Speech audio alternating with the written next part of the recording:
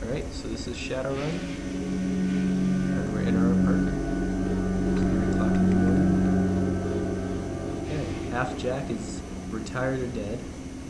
Uma is dead. Sam Watts is probably dead. Hilton Nash, a fixer, since February.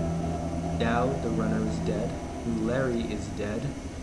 Carter Detroit, fixer, but no responses.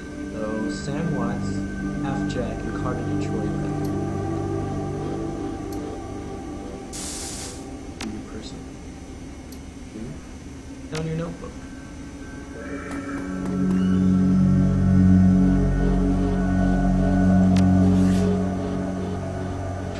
That's where you're good from.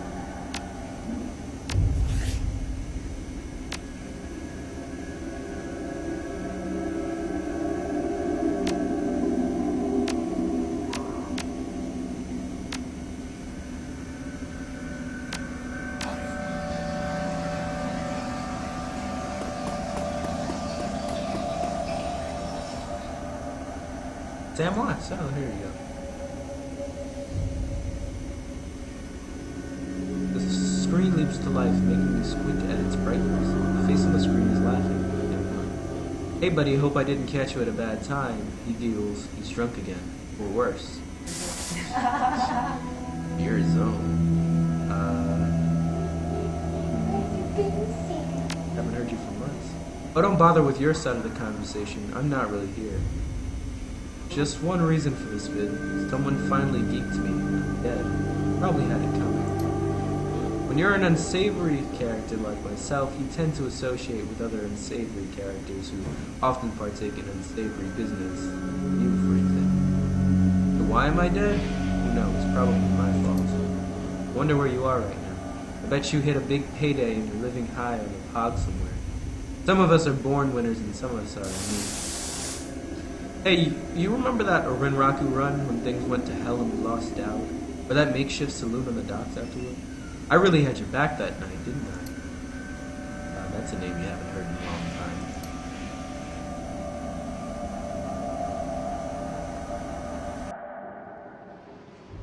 Ooh, flashbacks. 3 years ago, a makeshift bar on the Seattle docks, the night Dowd went down. We got New Larry Sangoma. About the Sangoma. Sangoma is an urban shaman who proved her worth during a run against Fuchi last fall. She's the quiet type, an experienced runner. We're out in the open here, Subaru.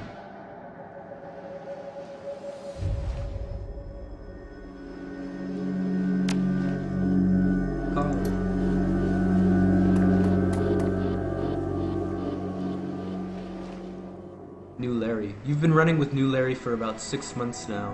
He's a combat mage with a bad tattoo and a bad attitude. He knew Dowd almost as well as you did. Dowd, never saw anyone die like that before. Idiot. He shakes his head. I hate this fracking city, Subaru. It's wet and the rain feels like acid and I want out of here.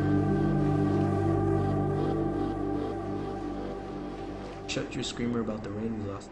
Night. We wait for the rain. It is so slow. I'm so frustrated. I get it. Now take a pill and relax. I'm done.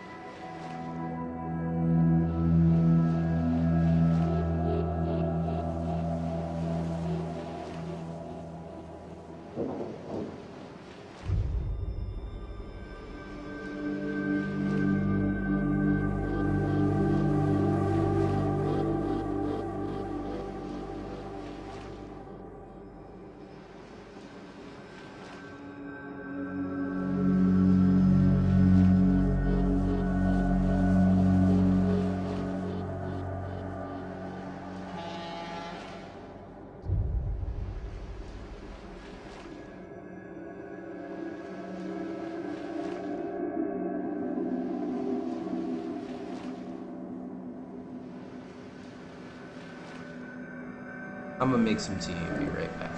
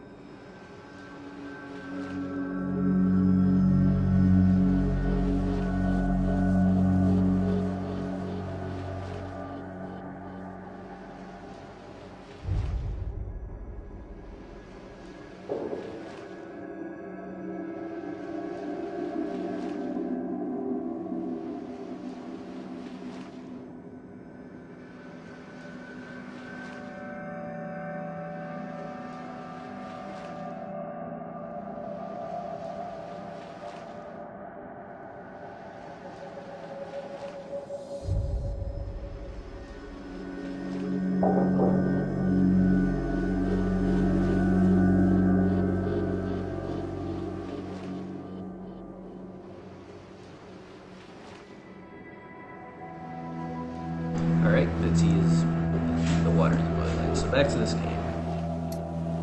I don't know, Subaru.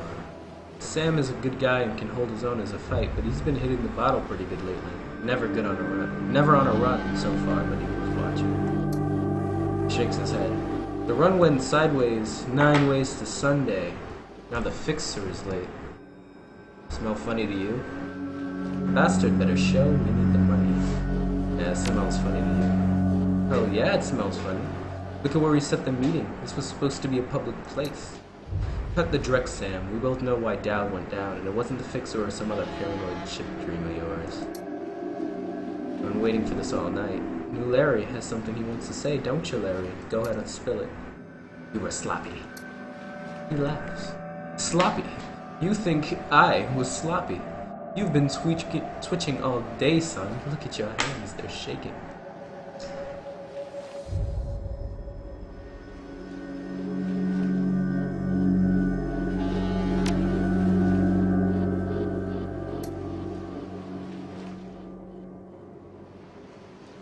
We were set up, and he knows it, don't you, Larry? What was that call you made before we hit Red Rock? How come you couldn't geek that guy before he unloaded on Dal? I've seen you fling a lightning bolt, son. He should have been burnt toast before his gun cleared the host.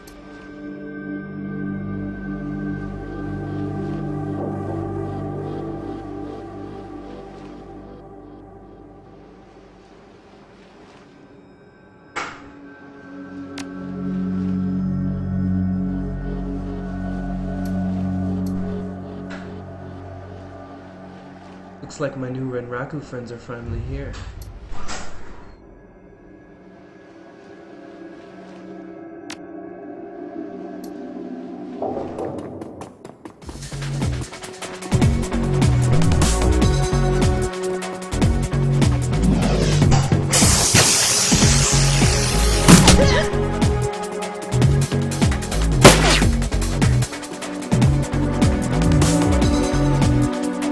Turn-based combat mode. Each character on your team is an action.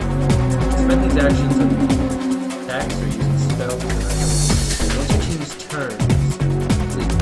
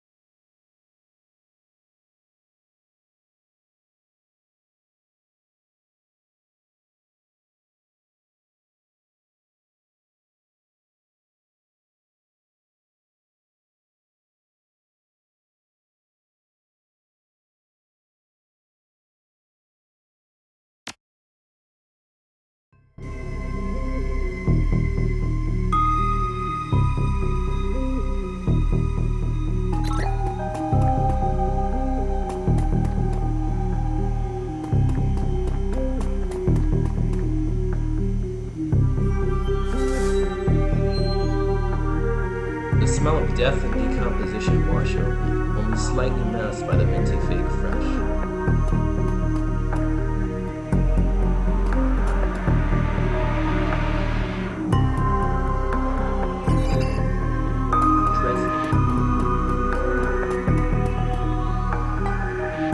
Hovering over the recently departed is a small dwarf whistling a tune. His broad grin says, "I love my job," a little more than you'd want or expect from someone in the chop shop trade. As you approach, he looks up with a lopsided grin, something kindly in his eyes.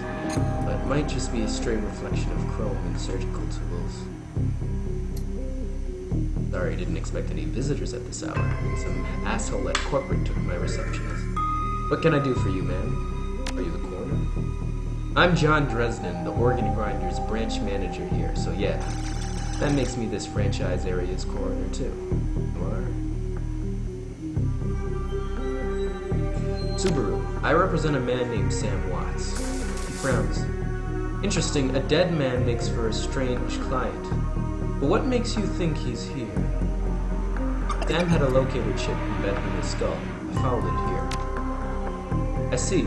Well, you're right. He's here. Not too many people know about the murder yet, though. Press haven't caught wind of it yet. But with it being all the way out here in the Barrens. So who told you he was dead?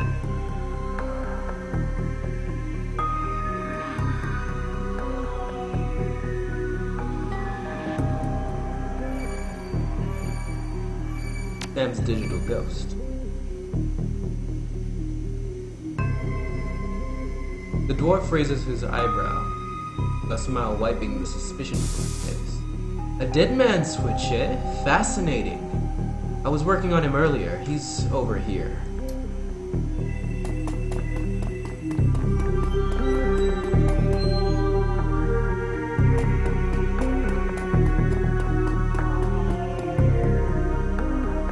He's my second Emerald City Ripper victim. The third one was downtown. City Ripper. Not my title. That's what the Seattle press insists on calling their killer. All I know is that, like the original Jack, our Ripper knows how to handle a scalpel. This one's even more twisted. He or she always removes an internal organ. What prize did the Ripper take from Sam? Watt's liver was cleanly cut out. How about the other lucky? The first victim's heart was missing, and the third had the spleen removed. Dresden! Get out of here!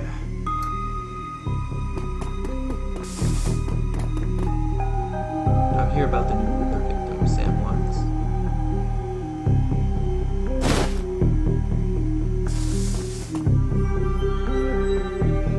Sam's body is half covered by a sterile surgical sheet, his face in ashen white.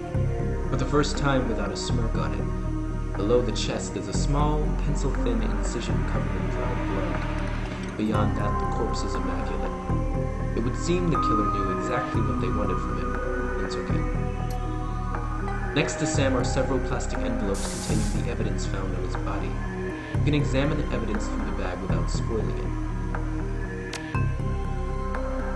Moving things around, you can make out that it's a card from a place called the Seamstresses Union. There is something handwritten on the back, but blood has made it illegible. This standard, cheap, unsecured cred stick. No way of knowing what's on it without sliding it.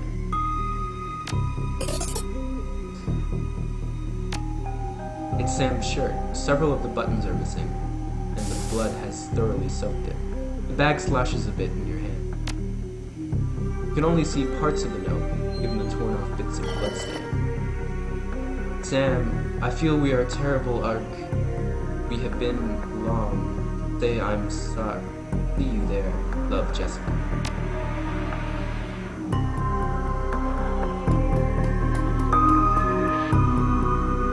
Towering over the diminutive coroner is a homicide detective right out the central casting. If you ignore the tusks, pointed ears, and Neanderthal, wow, you can smell his cheap aftershave a mile away. For this new Ripper Vic, Watts' name is familiar. Didn't his mother kill herself a while back? Though you insisted at the time. Come on, she offed herself. I had it on very good authority. Now let's go, Dresden. Give me something to work with here. This Ripper case is my ticket to a lieutenant's badge. I've already posted everything I know. The killer stuns the target with a combination of drugs and magic, and removes a single internal organ while they're still alive. The perpetrator is most likely right-handed, with a slim hand that knows its way around a scalpel. He has a decent understanding of human and meta-human anatomy, too. So I'm looking for a whacked-out surgeon. Not necessarily. I don't know any surgeons who still use scalpels anymore. These days, it's all done with computer-controlled lasers. It could be anyone from a military field surgeon to an antique medicine aficionado. You're no damn help, dwarf. The Lone Star detective finally notices you. You note his superhuman powers of observation. Who the hell are you?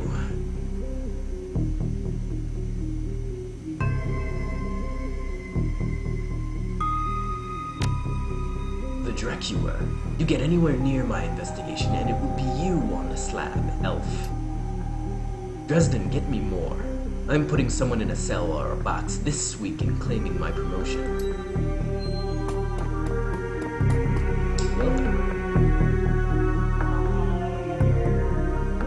Dresden looks amused. Do you always make friends that easily?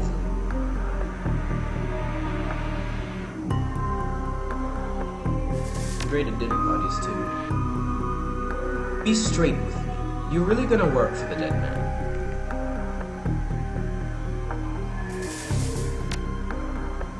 Fascinating again. Detective McCluxy is interested in anything but Detective McCluxy. He'd convict his own mother if it meant another 10 you in his paycheck. Plus, he's on the take.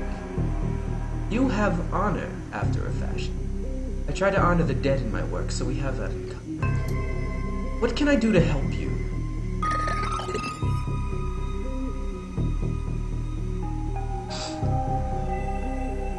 On the take, who's paying him to hold his leash? I don't know, but someone with major pull has been looking out for McCluxy's career and wallet. What was that McCluxy said about Sam's mother? The official report is that she committed suicide about a year ago. Aren't you the official? That's sentence. My name's on the report, but my actual findings left some doubts. I can't say it wasn't suicide, but there were unusual bruises on her arms, and she didn't use her dominant hand to pull the trigger. I was told to drop it, so I dropped it. What are organs worth these days? A whole healthy body can be worth a bunch of new, but an individual organs, not as much as anymore. What with all the synth and cyber stuff on the market? Organ Grinders only deals in the recently deceased. There's plenty of other chop shops that aren't as big. They don't care where the bodies come from either. Who still uses scalpels? Doctors still learn how to use them in their first year of medical school, as do coroners, but neither profession uses them as much.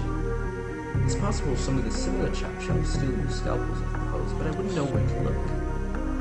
Have you heard of the Seamstresses Union? It's a nearby club in the Barrens that attracts lowlifes. You probably like it. Me, I'm not really the going out type, always too much to be done around here. Plus, the dead are just easier to get along with. I just need to know one more thing. Where was Sam killed? Dresden looks up at you intently for a moment. You know, I might be able to do you one better. Why don't you poke around those body lockers in the back and see if you find anything useful? Okay then, I'll go and do that. Body locker.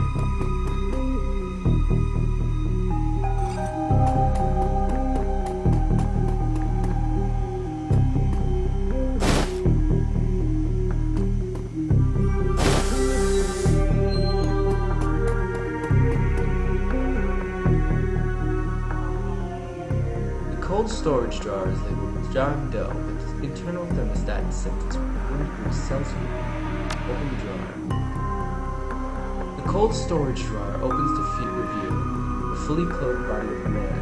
arms folded across his chest in addition to sporting some brightest orange hair you've ever seen. The body seems to be in very good condition. Whoa, easy there. Jack Armitage. In one quick move, he jumps down from the jar and stands before you. For someone who just woke up in a morgue locker, he seems unfazed and pretty well put together. You spot a data jack drilled into his temples and some shamanistic tattoos peeking above a collar. An interesting combination. I told John to wake me up at 6 in the morning. Is it 6 yet? It doesn't feel like 6 yet.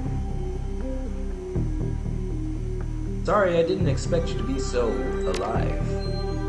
Yeah, Dresden thinks he's pretty funny, and you're not the first person he's pulled this one on. Well, so much for a good night's sleep.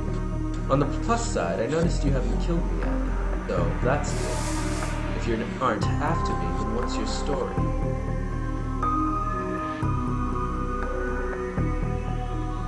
The latest Ripper victim, you know him. Damn, man. Glad somebody cares. We used to drink together every now and then over at the Union. Decent enough guy, though. Always in trouble over something or other.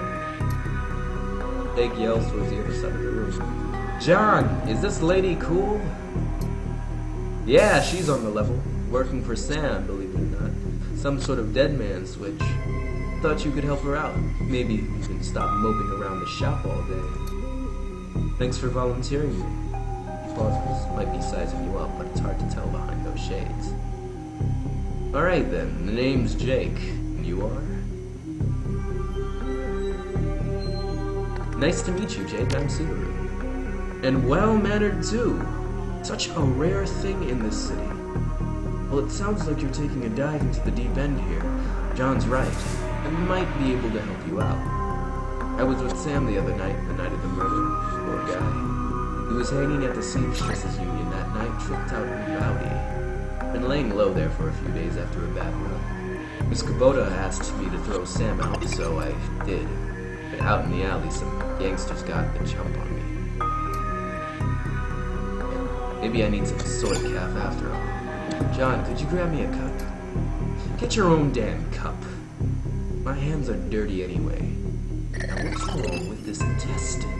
Real loud sculching sound as Dresden continues his work. Thanks, John, you're a real pal. Anyway, there's a big fat corp bounty on my head, like I said. My last job didn't exactly go out to plan. Out in the alley, a few Halloweeners got the jump on us. Damn gangers thought they could turn a quick profit off my head.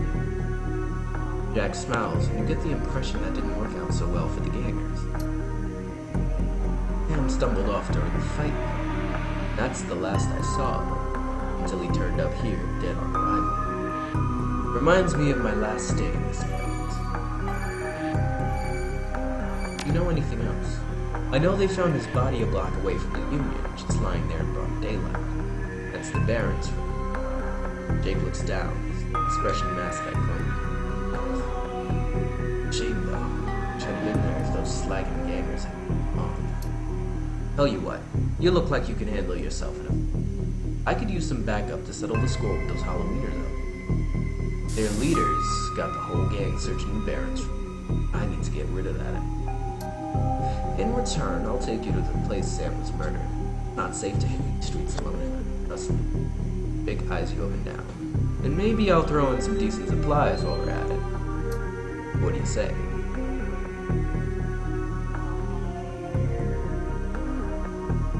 I do like a bit of street justice every now and then. Alright, Jake, count me in.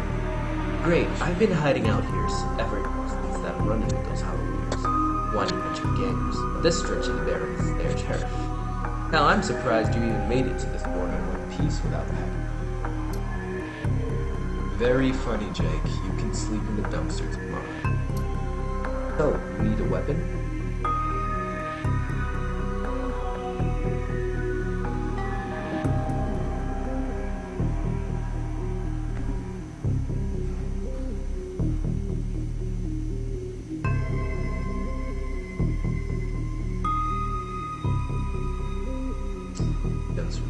What you use?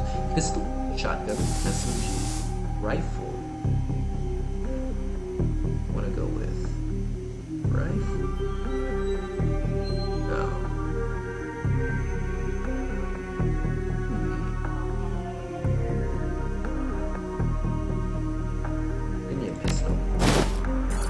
weapon of choice as well. Here, take this one.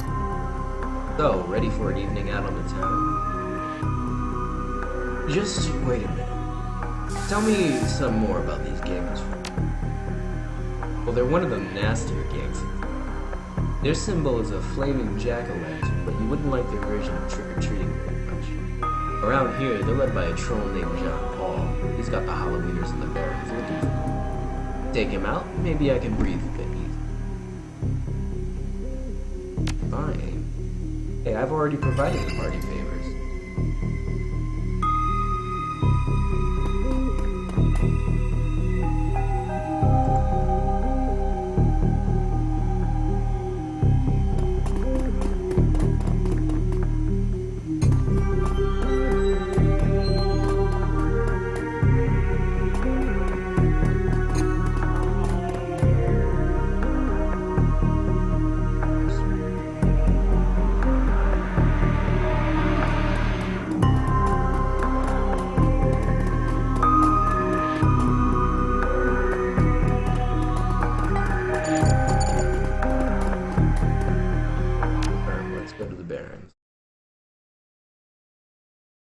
The Redmond Barons.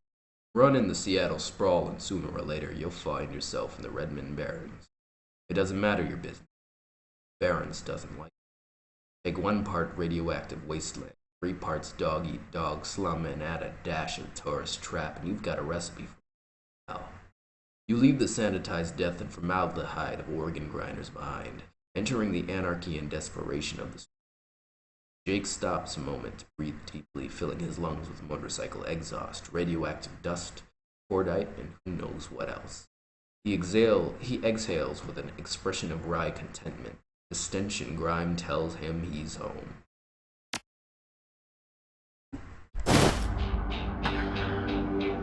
My stash is just around the corner of the alley.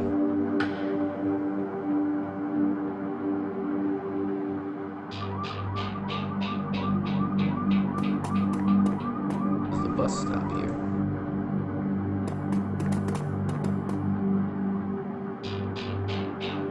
White cat. That's Vlad. Sarah. This.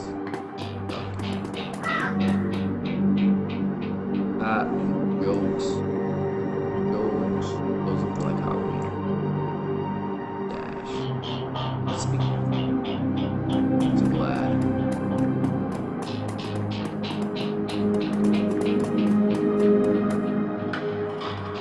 As you approach, the man sizes you up. You can see the age-old fight-or-flight equation running behind his drug-clouded eyes. Beneath the track marks on his arms, you spot a set of tattoos that indicate he is, or at least once was, a shaman. Hey man, are you okay? Yes! No! Yes! No, I saw something. It's going to kill me. Oh, maybe you saw the Ripper. Calm down, I'm Subaru. What's your name? My name is Vlad. Vlad, those are nice tattoos. Are you a shaman? The word shaman strikes a chord. He seems to shake off some of the mental cobwebs. Yes, I am a shaman. I thought so. Vlad, what did you see? I saw something. The other night I saw a spirit so dark, so alien that. Vlad trails off and shudders. Where did you see the spirit? Just across the street from the Seamstresses Union. It's good now. It's gone now, Vlad. Not going to kill you. You're safe. Thank you. I think you're right. Feel better now. More whole. I think I need some sleep.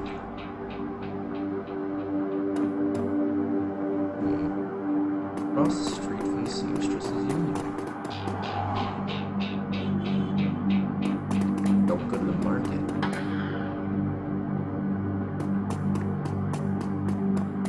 Sarah. The clothes may be dirty, but this woman is far from downtrodden. Hey, not that it's my business, but I wouldn't go that way. What's going on? Just some Halloweeners starting up trouble again. Once to the south. They rode in this morning on those fancy bikes, set up camp in the old street market. They've been marching up and down the street all day, shaking down anyone that wanders past. Typical. Well, odds are those are the guys we're after.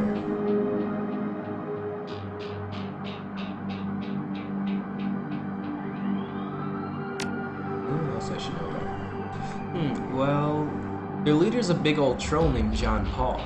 Real piece of work, even for a wiener. Yep, that's him. Jake checks his pistol. Sounds like a friendly bunch. Are you gonna be safe out here? You think I'm dumb enough to get caught out in the open by one of those assholes? Nah, I know these streets like the back of my hand. Worry about your own skin. You're gonna be in for a rude surprise. Might want to clear up before the shooting erupts. No need to worry about me. I know how to lay low. They're a tough bunch, though. Say I didn't warn you.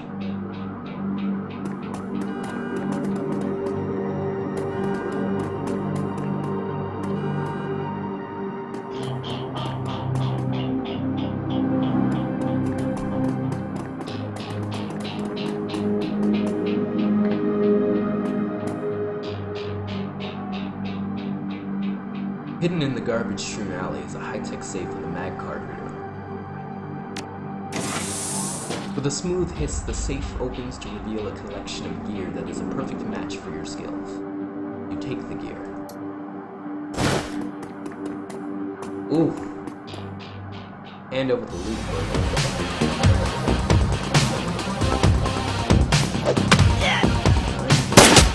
Oh.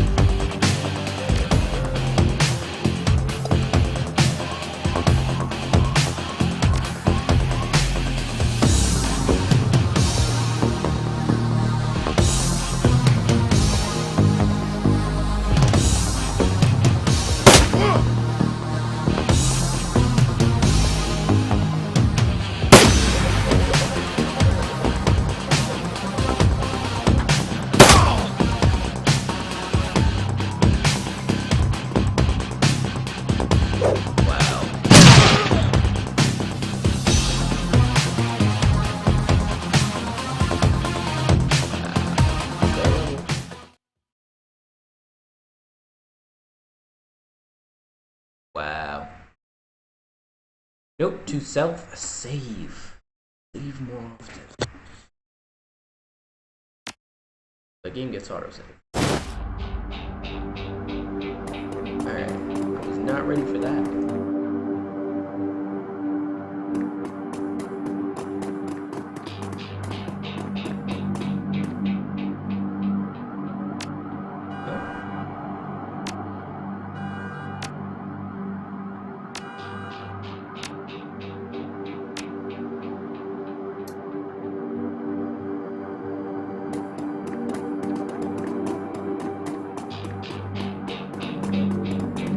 Oh, okay, I was about to say, maybe Sarah remembers. That would be interesting.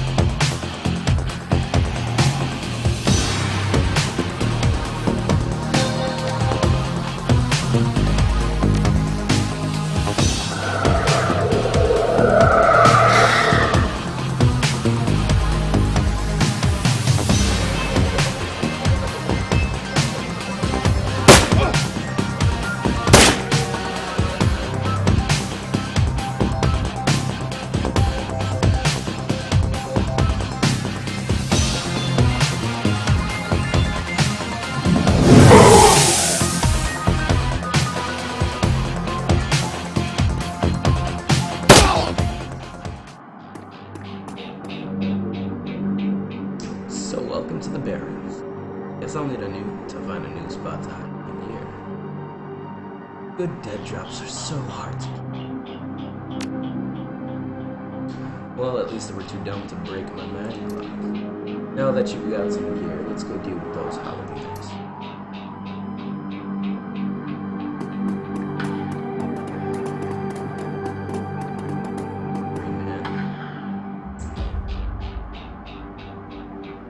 Man before you appears well-mannered but nervous. Excuse me, ma'am, I don't know you, but you look like you can handle yourself in a fight. You need some help. Calm down, Howdy. Thank you. Some thugs are shaking down the market we've set up here. It's been getting worse lately. I don't think we can afford to pay them forever. No one will stand up to them, and the Lone Star isn't about to get involved. Where's this market? It's just down the street, ma'am. Please, our livelihood depends on this market. Well, air fighting, ma'am. Air fighting.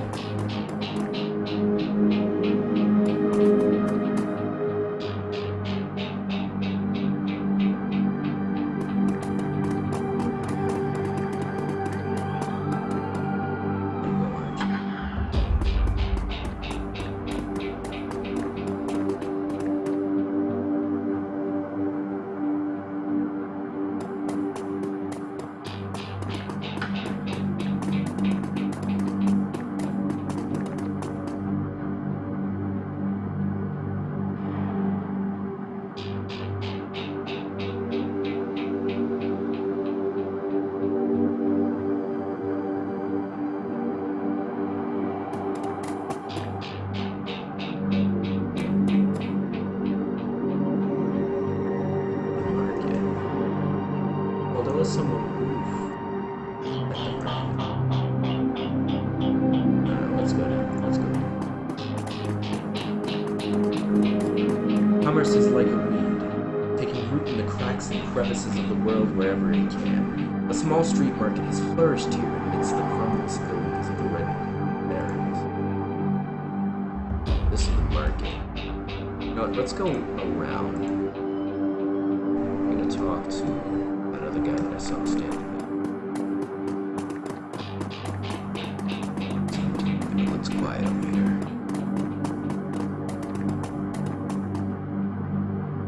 Yeah, you.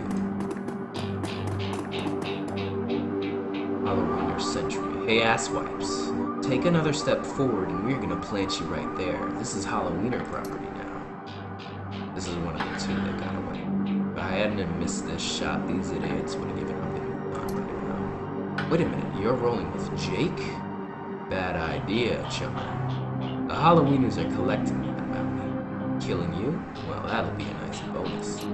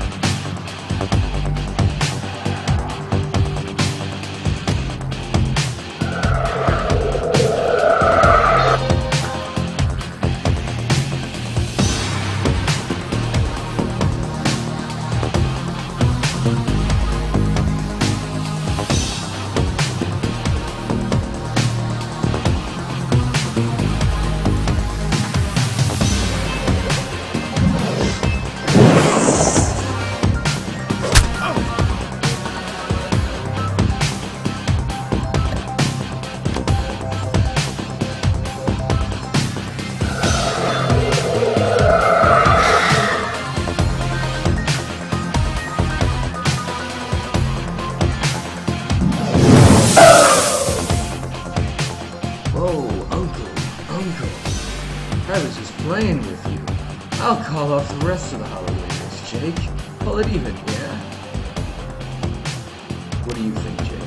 Hey, I'm already a shoot on sight status with these guys. Killing John Paul means one less haters who shoot me in the back when I'm buying smoke. Hell, they'll be doing the same to you as soon as it's profit. You're right, let's finish this. Or I want to tell some friends what happened. Finish it. Oh, trash.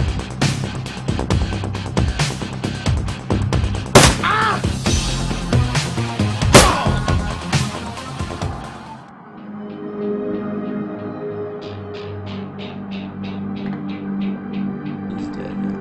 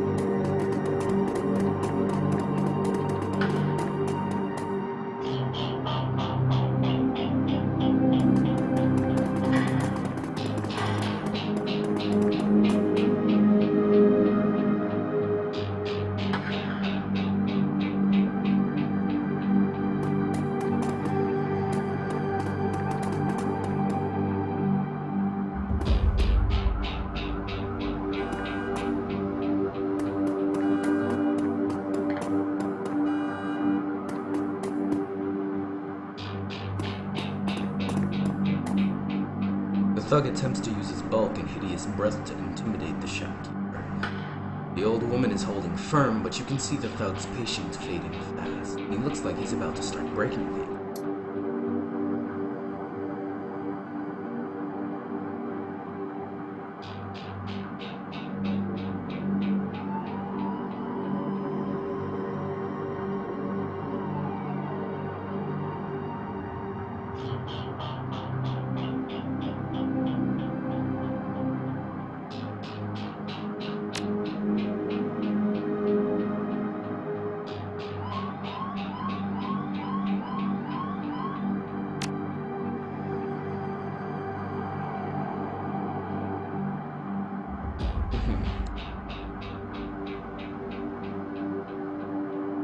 Shaman's real proud about you now.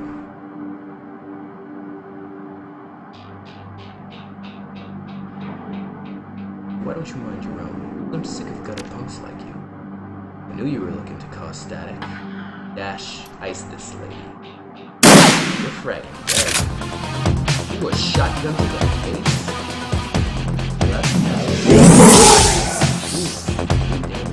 Alright. You need to take care of this.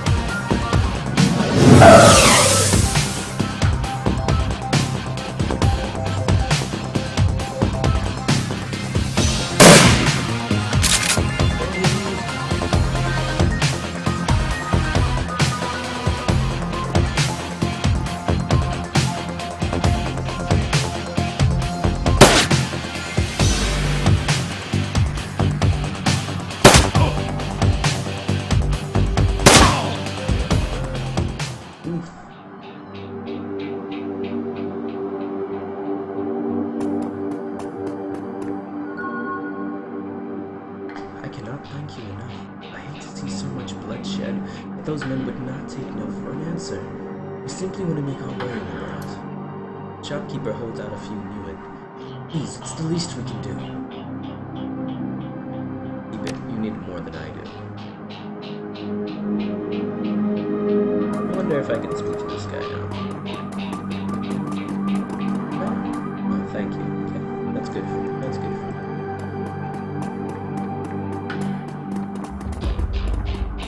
Let's see.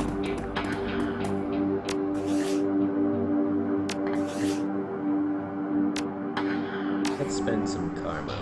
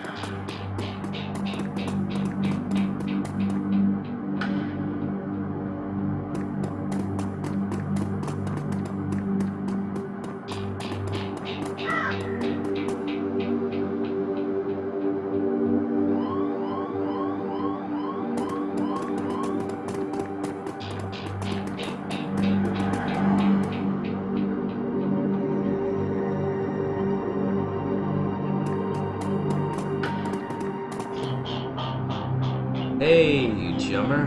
Got some tasty morsels for you. Just what every well-dressed Shadowrunner should have in his back pocket. This is what you have. Nitro. Strength and willpower plus 2 and charisma and intelligence minus 2. Kamikaze. Combat stim that increases body, strength, and willpower for 5 rounds. You know,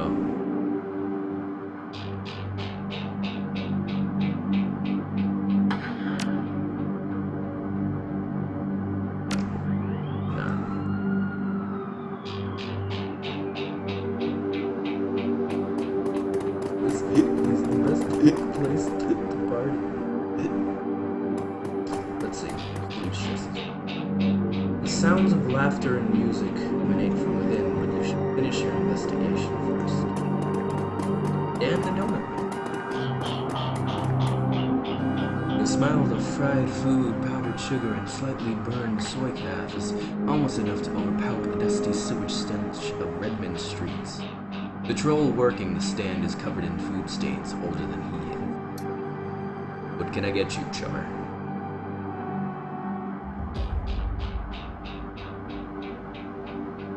Did you see the murder in the alley across the way? Nope, I was closed when it happened. But hey, it's the Barrens. A back alley killing's nothing new around here. The only reason the cops are making a big deal about this river business is that some of the victims are real people. You know, folks with high ends. What can you tell me about the Barrens? The Barrens? Hell, if you have to ask, you probably shouldn't be out here. This stretch we're on is called Touristville, and I suppose it's the closest thing around here to respectable. Fewer muggings. You might even survive the drinking water. Wouldn't recommend it. Now behind me, that's the Seamstresses Union. You want drinks, drugs, favors, or information around here, the Union's your spot. Now that place is the reason I'm in business. Folks get the munchies when they party. Miss Kabuta owns the joint and she's quality. Hard woman but fair. Take a jelly donut and a calf. See what I got though.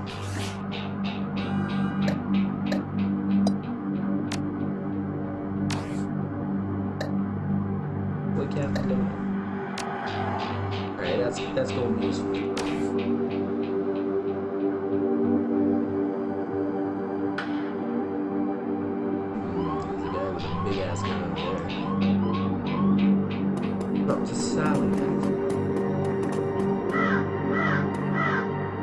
The dwarf merchant is packing up her stand for the night. I'm closed. Come back tomorrow now. Got a great view of that alley there. Sure. I was closing up when I heard a series of explosions from behind the Union. A couple seconds later, this guy comes out and runs across the street. Didn't get a good look at him. Then all the lights in the alley exploded all of a sudden. Things got pretty quiet after that. And let me guess, you didn't go running over to see if that guy was okay. Hell no. Round here, that kind of thing gets you killed. Thank you for your time. No problem. I'm gonna keep going down here.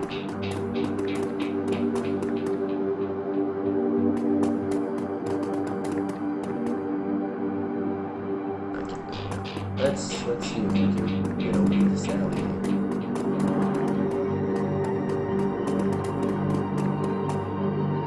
Alright. We have 2 cops. And a room.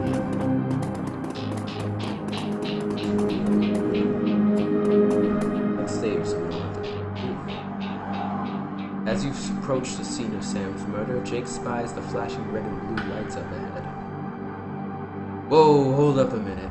Lone Star isn't above collecting on a corp-issued bounty, and the one on my head isn't going away anytime soon. Besides, sorry friend, I think this is where our paths diverge. Thanks again for your help with those Halloweeners. Here's your payment. They don't take Nguyen where I'm going, and you look like you could use the funds.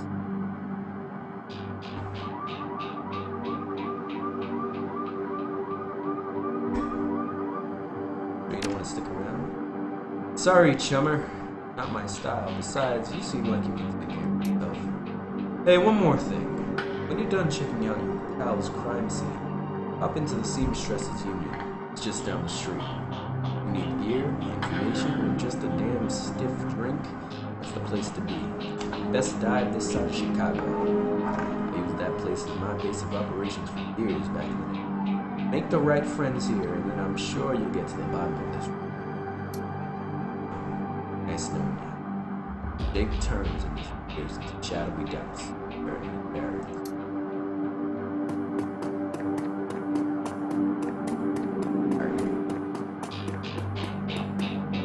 Don't use this slave.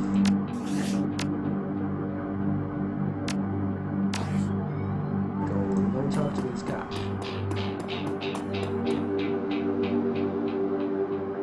Bright yellow police tape cuts through the darkness, directing your eyes to the white chalk outline and dark red stain marking the slab of pavement where Sam once died. Standing at the entrance to the alley is a Lone Star officer. The cop looks cold, hungry, and irritated at the homeless man who's currently pestering. I keep telling you, I need to get my stuff from the alley or I'm gonna die in the cold tonight. Now, I've been trying to explain to you that this is an official Lone Star investigation, and I can't let anyone in. Hey, I got rights. Look, you sinless garbage. I've got a job to do. Find a new blanket, or I'll find a reason to use my stun baton. Typical. I hate all you pigs. Looks in your direction. Now what?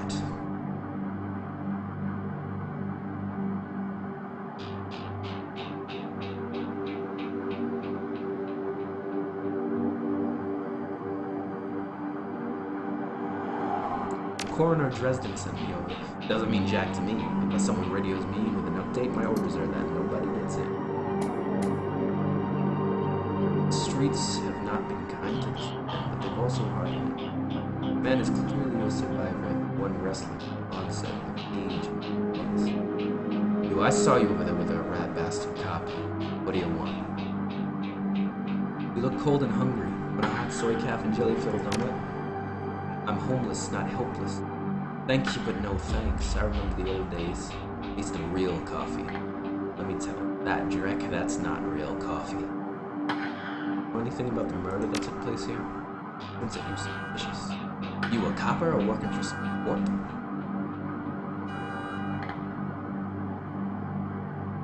Just a freelancer. I need to ask you some questions.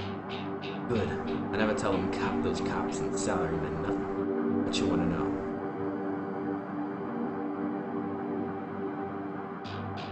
See the money? Nope, and I can't say I'm sorry I missed it. I was hauling crates for Miss James up at the market. Can't carry as much as I used to, so it took a while. Got back here in time to see a couple of turtles puking all over my arm. But then that jerk face in the uniform had already set up shop in my alley. So it sounds like you live in this alley. Sure, for the last couple of months I've been sleeping here, but I spent my days out doing odd jobs on the street and handling turtles over near the Seamstresses. What else did you see that night? Well, you know, earlier in the night I saw a big and ugly troll in green hospital scrubs snooping around the block. He bought some donuts and some chops of soy calf off a dine over there, getting nervous. He did everything with his left hand because his right was all screwed up with some cyberware. Can you tell me more about the troll's cyberware? Well, it was big, and I think it must have had some hospital attachment, some needles. It was a lot like the one I saw back in 44 when I was captured by elves. Did all sorts of experiments on me. Let me tell you, never trust him. All I need is everything. Be around. Well, no. Hang there.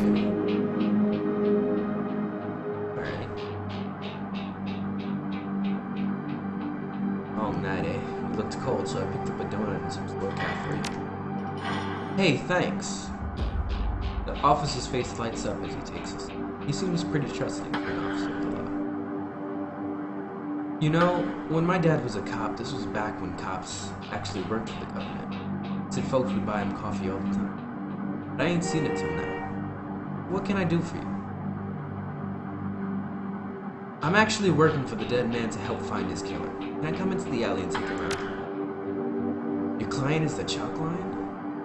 That's messed up, woman, but I respect it, okay. Don't mess anything up. Not that anything likely noticed because the forensics are back. Hey there.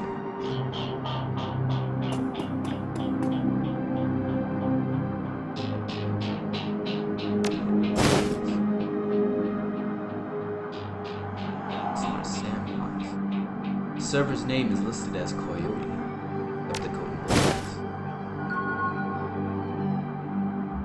His work light is new. You can see that all of the alley's normal lights have been ruined. Upon closer inspection, it seems that they've all imploded.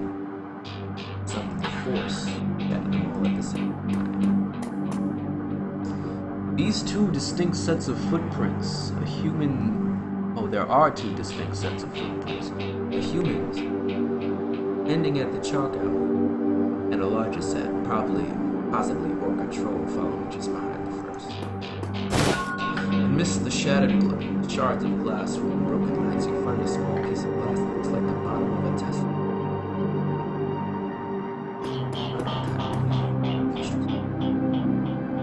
I think this coat and these blankets belong to you. My stuff! Mighty decent of you. I don't see that kind of thing too often now.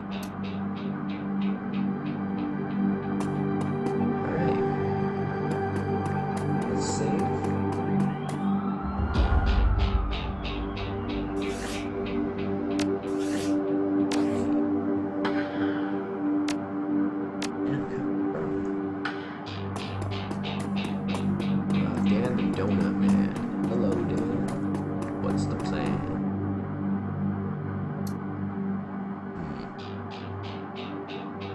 You sell some donuts to a troll wearing scrubs last night? Maybe. I sell a lot of donuts to a lot of people. I know how Lone Star profiles metahumans. I told him about a troll that bought donuts from me right before me. They haul him in just to see if anyone will pay the bill. Not today, my friend. I'll see you around then, Dan. You got a point. I'm not a cop, but you got a point. Hey, shaman. No thanks, Bobby. Oh, thank you. You're about to leave the Barrens and enter the Seamstresses Union. Would you like to proceed? Yes, I would. Jack of all trades is a master of none. True.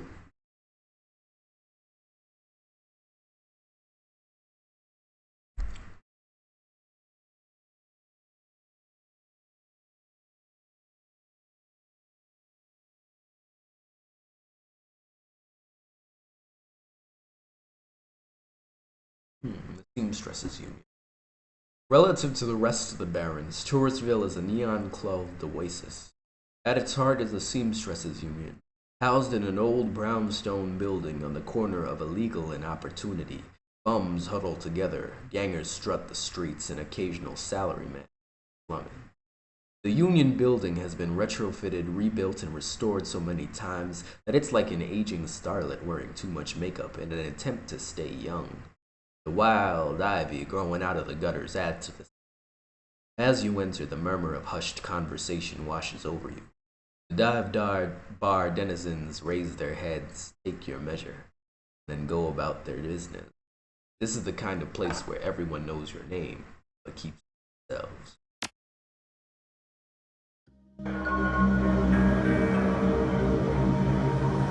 Alright. Let's see, who do we got? Two men at the bar. Three to the I'm over there. Person in the corner, which is oddly lit up for some reason. Alright, let's talk. Cherry Bomb. The bartender is a striking elf sporting a perfectly toned body, perfectly pouty lips, and perfectly tapered ears. That's a lot of curves. Her eyes harmonize Save Me and Take Me in equal measure, hitting just the right notes for the maximum abstraction of it. He looks at you, sees another elf, and smiles big. Hey there. I haven't seen you here before. What can I get you?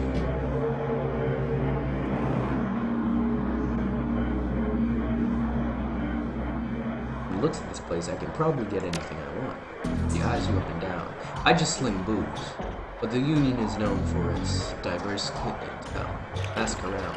You'll probably find someone who can get you what you're looking for. Now, how about a drink?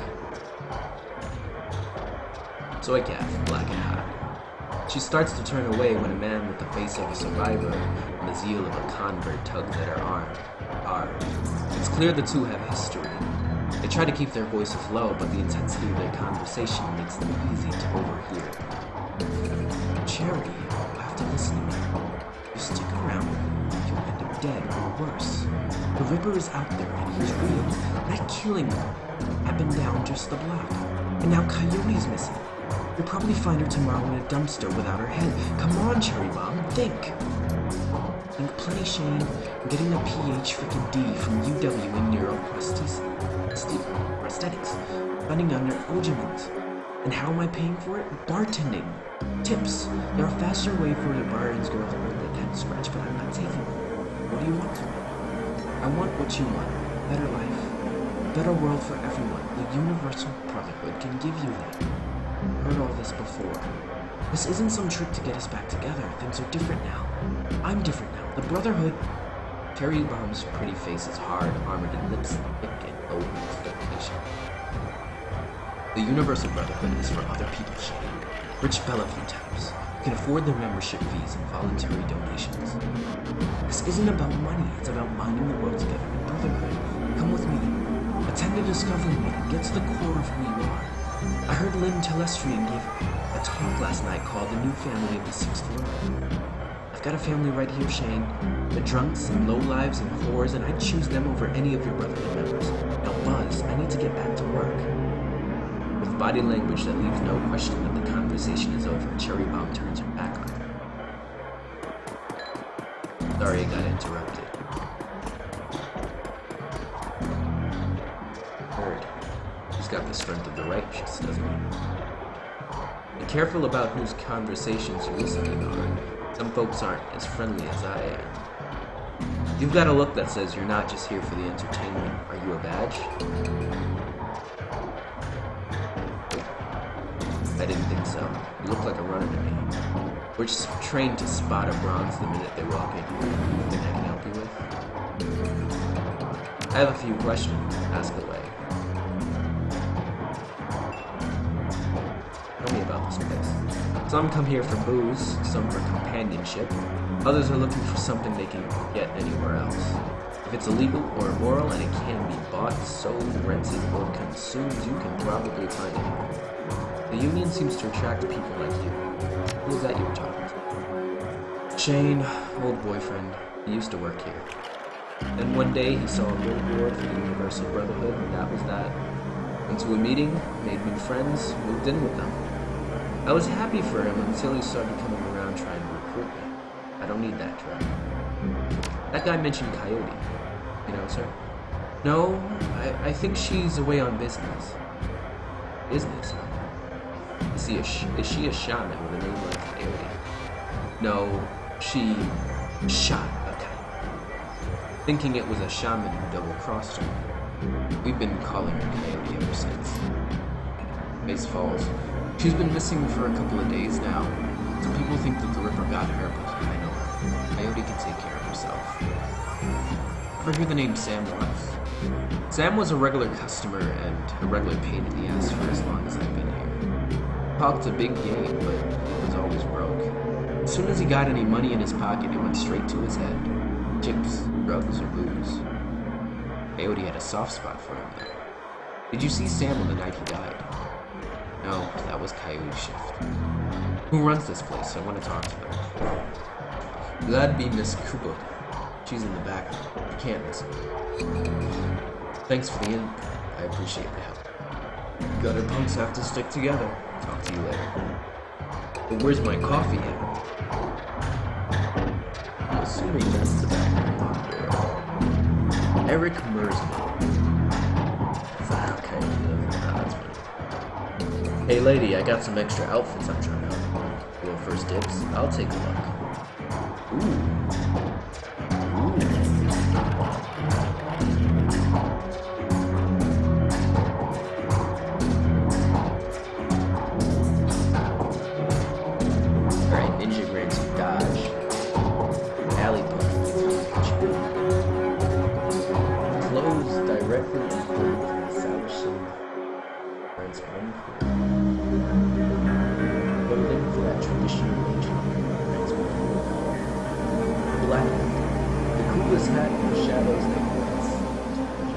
That's funny. We have a white one. We're all busy. What is flower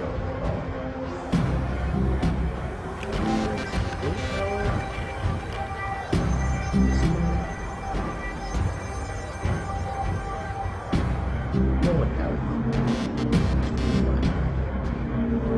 Let's do it.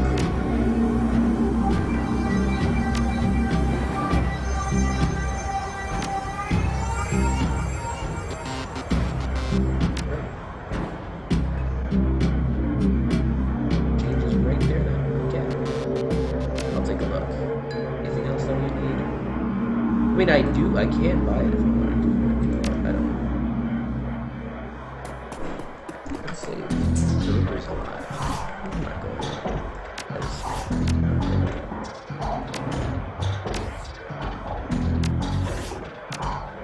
Let me start up this. Alright, you know what?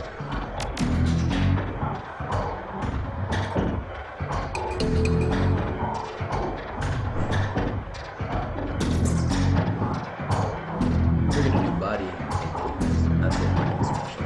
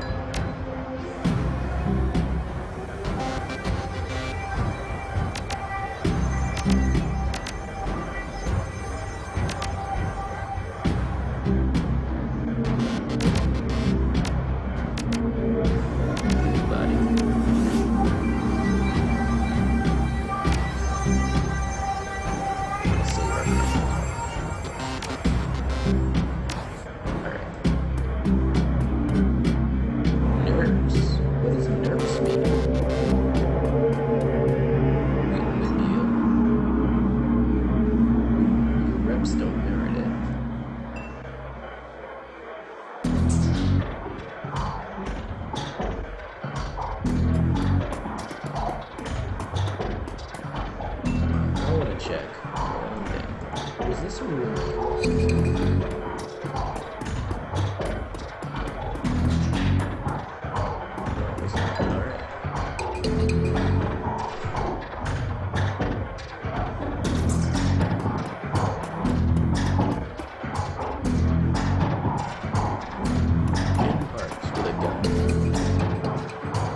Asian woman's expression reads, open for business, but her demeanor reads, feeler rather than companion. She has a jack on her neck, a gun on her hip, and a chip on her shoulder.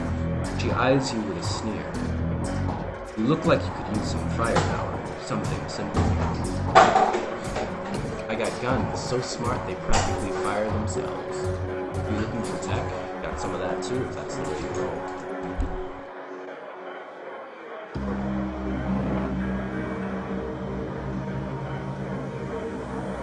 Show me what you got.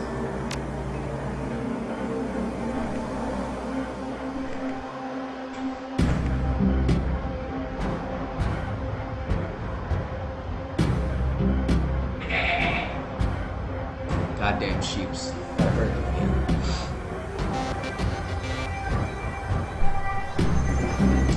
Basically a sharp piece of metal with hammer. They do AP damage on a critical. Take that.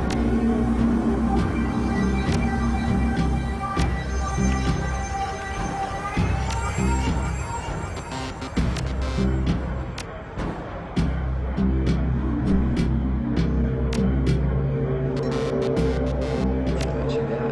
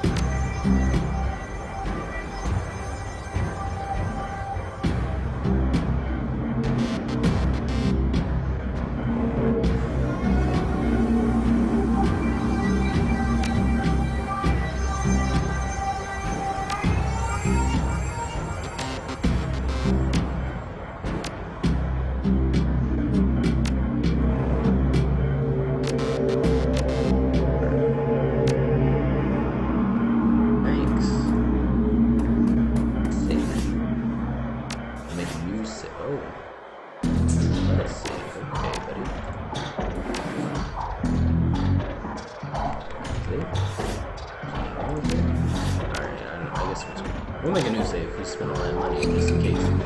Let's go back. Closer to the doorway to the VIP section is a tower of troll missiles, wrapped in an impossibly tailored suit. Whether the product of good genes or expensive aftermarket cosmetic work, the troll's gleaming horns perfectly frame his face, and his polished tux and goatee accentuate the set of a lantern jaw. Welcome. Please behave yourself.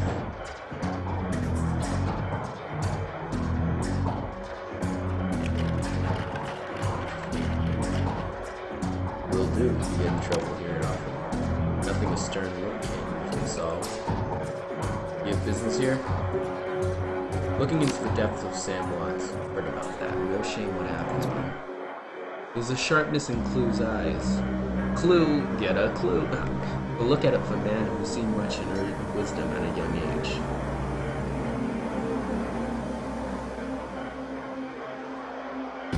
I figure Sam was the type who needed to be thrown out on occasion. Encouraged to call it a night. Sam was a drunk, but he usually wasn't a violent. Usually? About the night he died. He was a bit agitated. Didn't catch the specifics, might have been over a woman. Thought I was going to have to show him out, but I had to deal with a couple of rival go-gangers posturing for one of the working girls upstairs. Jake helped Sam out instead. Thanks for the info. No problem. Alright, now to the main lobby. Johnny Clean, I think he's the janitor. Huh.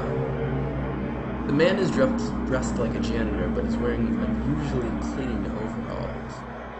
He's tall, real thin, and has a cunning look in his eye that says he's more than just a maintenance man. Howdy, name's Johnny Clean, you new?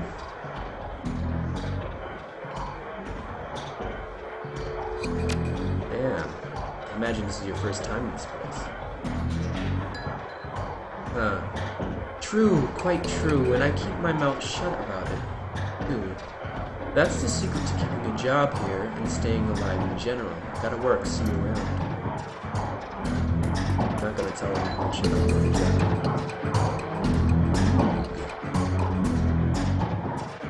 Covered in glowing magical talismans and fetishes, the troll does not seem fully of this world. He mumbles to himself constantly, apparently participating in several conversations at once, with entities you can neither see or hear. I told you it's not like that at all. Bring me proof and you shall have it. I am honored, your majesty. That was why I said to use mustard instead of catsup. Give me, Gina, I was a fool. He looks you in the eye, his other conversations unfold. You may peruse my magical wares and see their glory. I'd like to view your wares.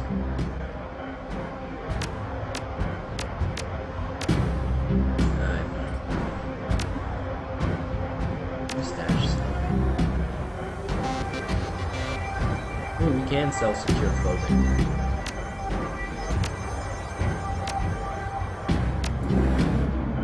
Flamethrower? Ooh. Antelope.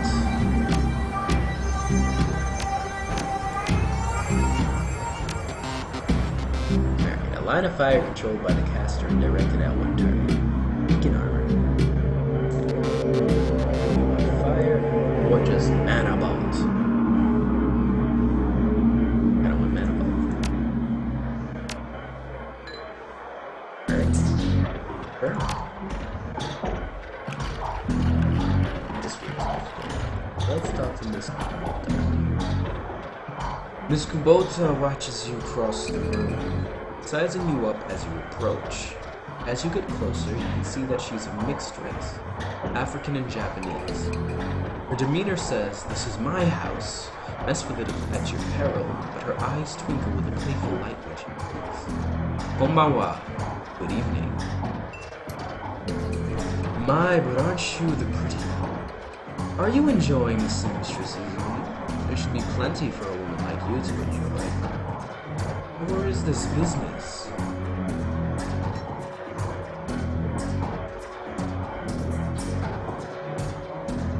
Business. I suspected as much as when you walked in. My business do you have? I'm looking for information. He eyes you suspiciously. Of course you are. Knowledge is power, man. So I've been told. Oka, and why should I help you? Sam Watts, I'm looking for his killer. Jameson. Jakeson. Jakeson. I'm glad to hear that Jake Armitage is alive. Again. He lives an interesting life. Very well, if Jake sent you to me, I will help you. You want to know? How well did you know Sam? I knew him. We all did. Sam was a regular here. Whenever he could beg or borrow enough feeling to become altered in some way. Drugs, alcohol, it didn't matter to Sam as long as he was bent. He was always looking for his next fix. Did you see Sam on the night of his death? He was here, quite inebriated as he often was. Coyote was working the bar that night, in which he informed me that Sam was getting rowdy, belligerent with other customers, and I requested him to leave. He refused. My bouncer, Mr. Clue, was off dealing with another issue, but I requested that Jake escort Sam out the back hills of the alley. That was the last I saw of either of them. Why is this place called the Seamstresses Union? During the gold rush years, there was a census. The politicians wanted as high a number as possible to gain power and revenue. To bolster their numbers, they decided to include all the working girls, for which there were many, to the rolls. However, given the times, they could not list the girls' true occupations, so they introduced them all as seamstresses. When a girl accumulated enough money to open her own place of business, he named it the Seamstresses Union, so potential workers would know that they would be treated fairly. And thus, a rich tradition was born. You're a former seamstress. No, perhaps when we know each other more, I will reveal more about myself. For now, enjoy the meal. One more question. Can you tell me where to find Coyote? My face darkened. Would that I could. I have not seen her in 2 days. She is a smart woman and quite dangerous, but I fear for her. If she's dangerous, why fear for her? Please. You know what I think you are, you know. If you are what I think you are, you know, there's always someone more dangerous. Her room is upstairs if you are looking for her.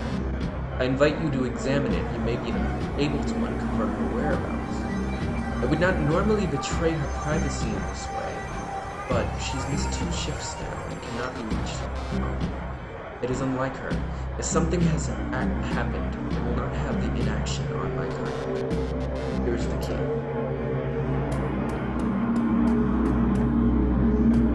Upstairs it is.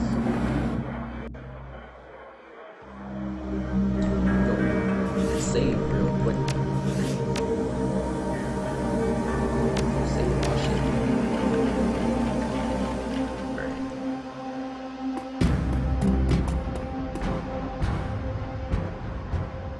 There is a mid-grade security panel attached to the nearby door, set to require a password for entry. Alright, that's probably her room.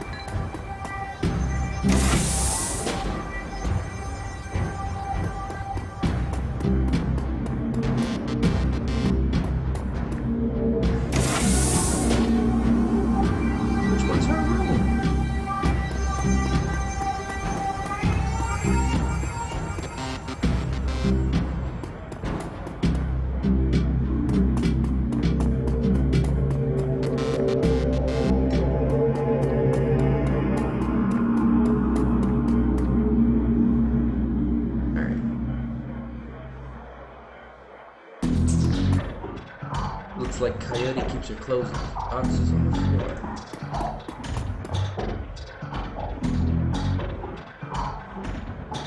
Coyote's computer is ancient, probably fished out in a junkyard. It doesn't even have a data jack, and the cracked display is covered with fingerprints. Tapping the keyboard causes the dust bands to spin up, only to display on-screen password.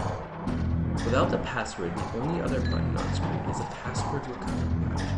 I'm gonna leave the computer alone right now. Pick this up. Coyote's bed has a diary with several papers. Alright, password time. Open the diary at the first page. There is a receipt stuck between the pages. Diary entry.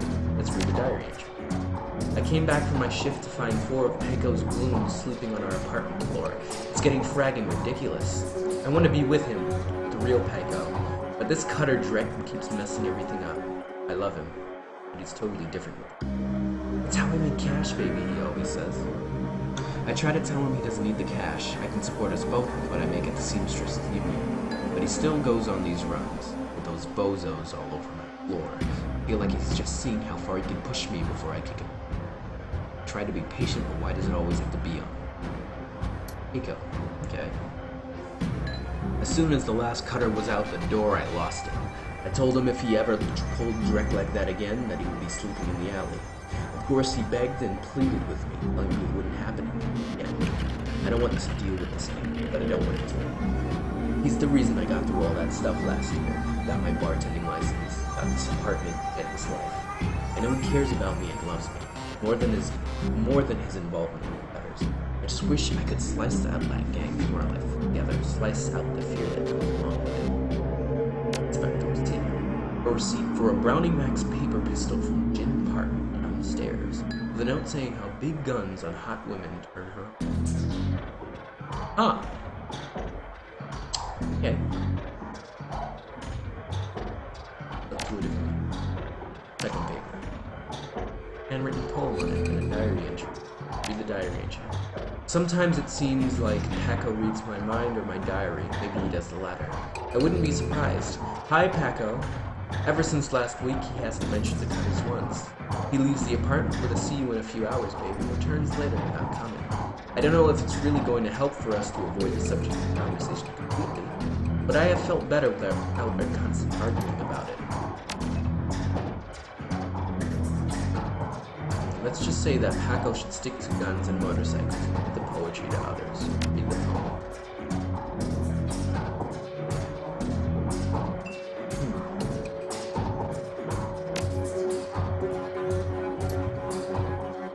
It's not a poem.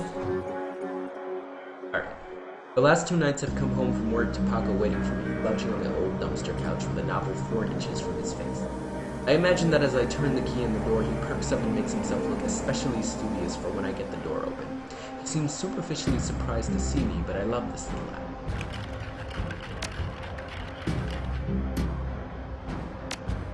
Let's just say Paco should stick to guns and motorcycles and leave the poetry to others. Third paper. There was a receipt and an old photograph stuck between the pages. Look at the picture. The picture shows a young girl with caramel skin and dark brown hair. She has a snake wrapped around her arm, yet she is smiling. The back of the photograph has a shadow crawled on it. What? Inspect the receipt. A COD receipt for a special order. 5 pounds of zebra meat from Maury's Meat Emporium, located near Pike Place Market.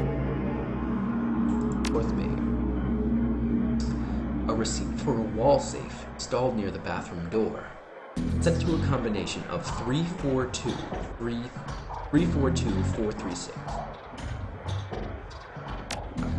342-346. Code.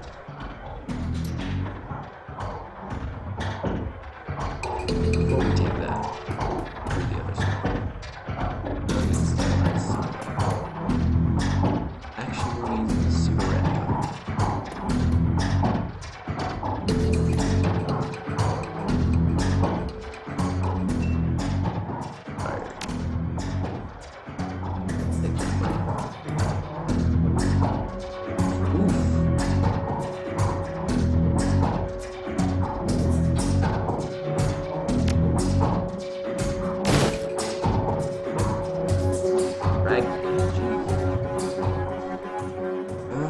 Sure, set password recovery.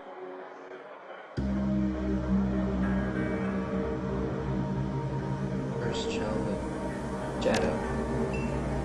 Your favorite movie.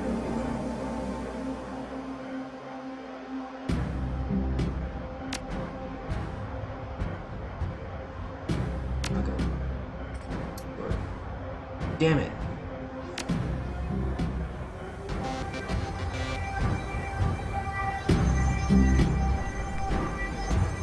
Chicago was here, so of course that's right. Coyote keeps your boxes on the floor. Alright, let's look at this. Alright. Your diary entry. Apartment floor. Paco, Seamstresses. Okay.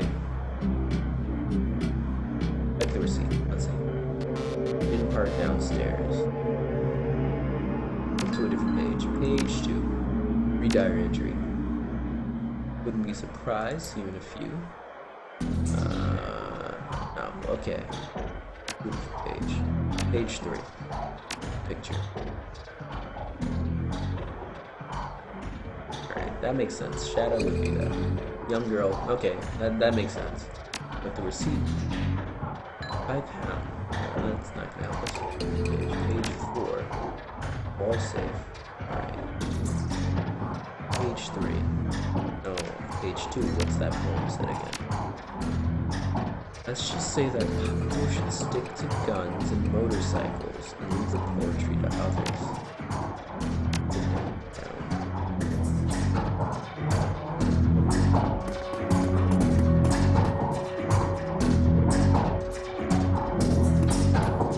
Alright, let's do password recovery.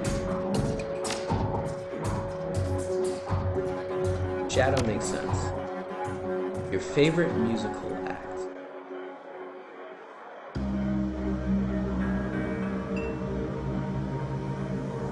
Shadows?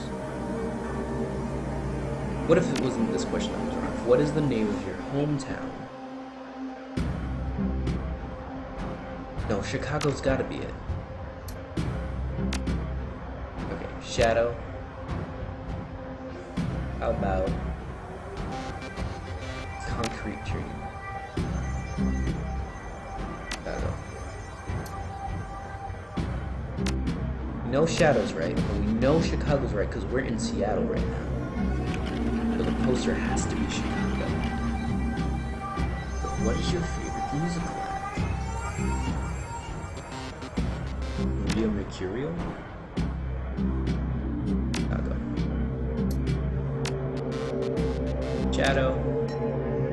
The Elementals. Chicago. Shadow. Field ball, Chicago. Shadow.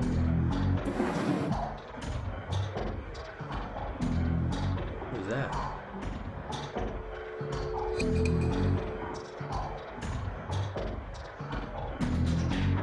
Starfire.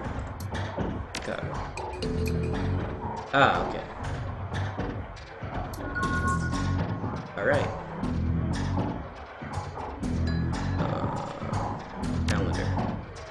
3 days ago, meet with Delilah about gig. Meet Taco for date at Pike Place Market. Alright, that's today. Contacts. Coyote's contact list has exactly one entry, someone named Taco. There is no comlink number or other contact information for him available. Does not seem like a very useful contact. Access history. A quick scan of the recent searches show that Coyote has been reading a great deal about hellhounds. It also suggests more than a casual interest in vintage action figures.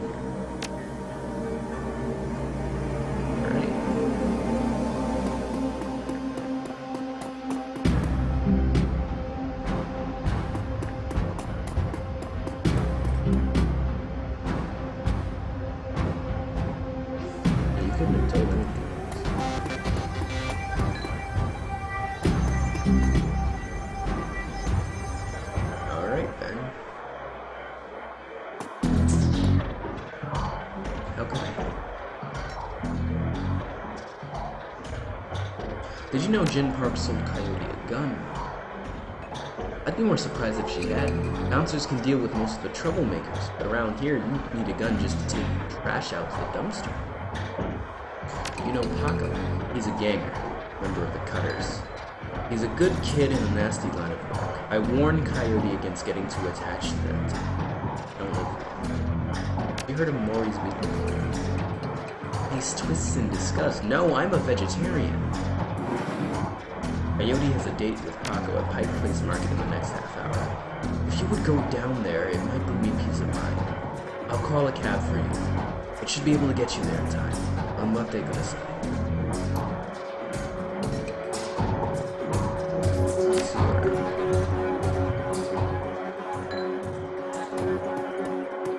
Why did you walk over to in front of me?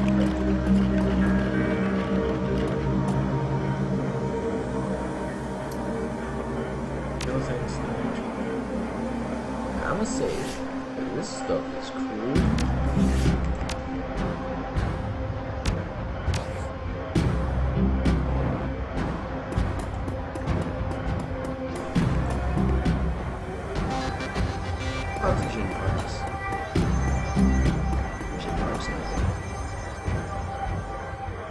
sell a Browning Max Power to Coyote the bartender?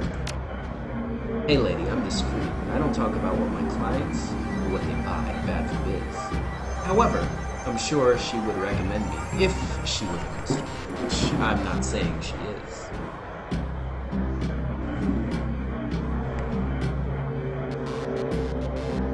Of course, I'd expect no less. Listen, Coyote's missing and Miss Kubota asked me to find her. I need to know whatever you know. Whatever Miss Kubota was. I didn't realize Coyote was missing. She said she expected to encounter some kind of paranormal animal at close range. I recommended the Ares Predator, but she couldn't afford it, so she went with the Browning Max Power. Get some hardware? Can I get the Ares? No, you don't even sell that here. I see. I see. And you get the good stuff. And you get the good stuff.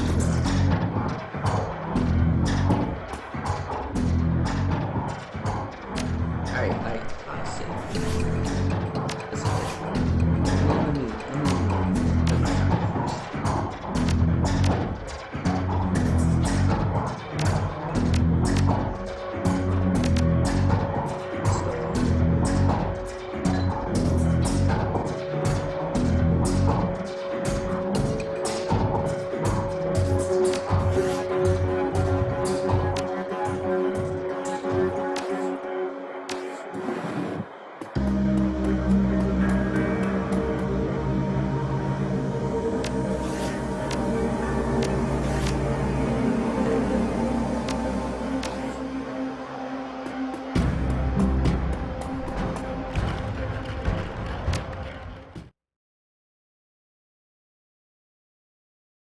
You catch a cab from Torsville to Pike Place Market in a mercifully quiet ride that takes you from probably going to be mugged to probably going to pay too much for your drinks.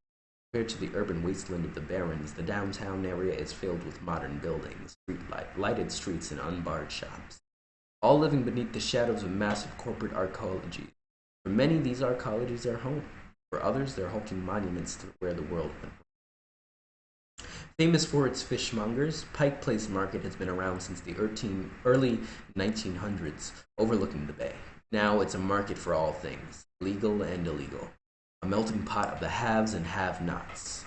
Even though most of the shops are closed, sights, sounds, and smells of the market hit you from the moment you step out the cab.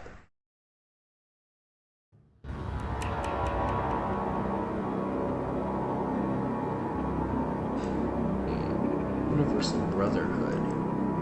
Interesting. There's literally nowhere else for me to go until. Oh, okay. Oh, yeah, I forgot to keep it cleaned up. Let's see. Let's see what they got. Who's Patrick? The handsome young man turns away from the crowd and fixes you with his full, completely undivided attention. Ma'am, you are a beautiful elf, but you could be so much more. What are you selling? I'm not selling anything. We are giving away the secrets to a more fulfilling, happy, and productive life. Okay, I'll bite. What are the secrets to a more fulfilling, happy, and productive life? The first step is to simply come and listen. Tomorrow night, Lynn Telestream will be speaking about the importance of family in the sixth world. Please join us tomorrow, and the secret to a better life shall be revealed to you. He smiles and turns back to you. Okay. Okay. Hello. Refurbished flowers. Synth juice for sale, just found today. Paco, we gonna get into a fight.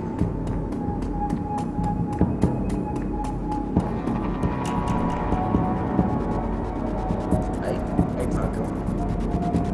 Let's meet Paco.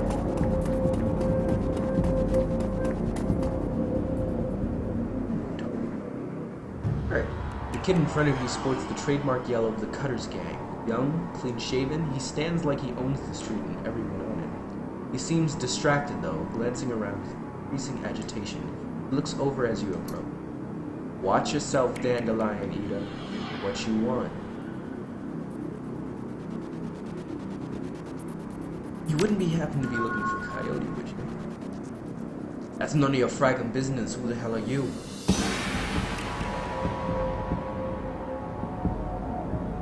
Relax, we're on the same team. I'm Subaru. I was just at the Union. Your girlfriend's gone missing and I'm helping you to find her.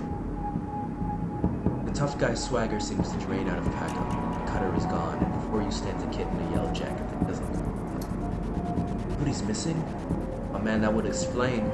She was supposed to meet here over an hour ago. Look, sorry for getting in your face like that. What else do you know? She's missing. I need to find her.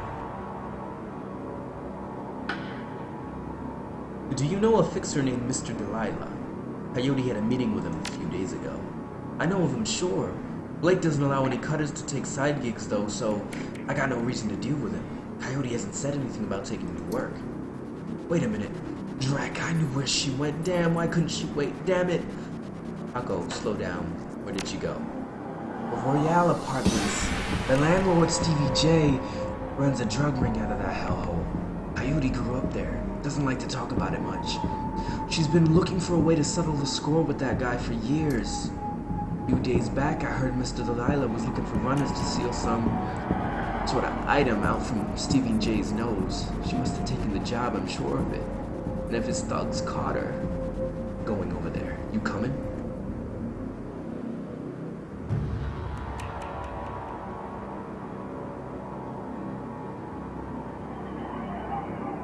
One more thing. Coyote had a recipe for some zebra meat from a place called Maury's Meat Market. Ever heard of it? Zebra meat. What? Look, that shop's just down the block if you want to check it out. But I'm going to the Royale with or without your help. What's it gonna be? I mean, don't worry, we'll get her back. Damn right we will.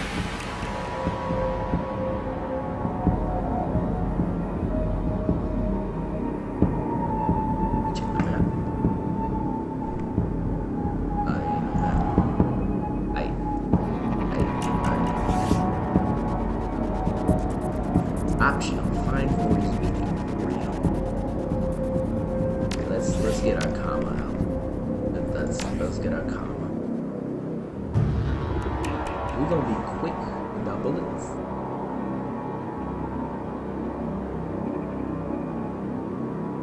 Quick.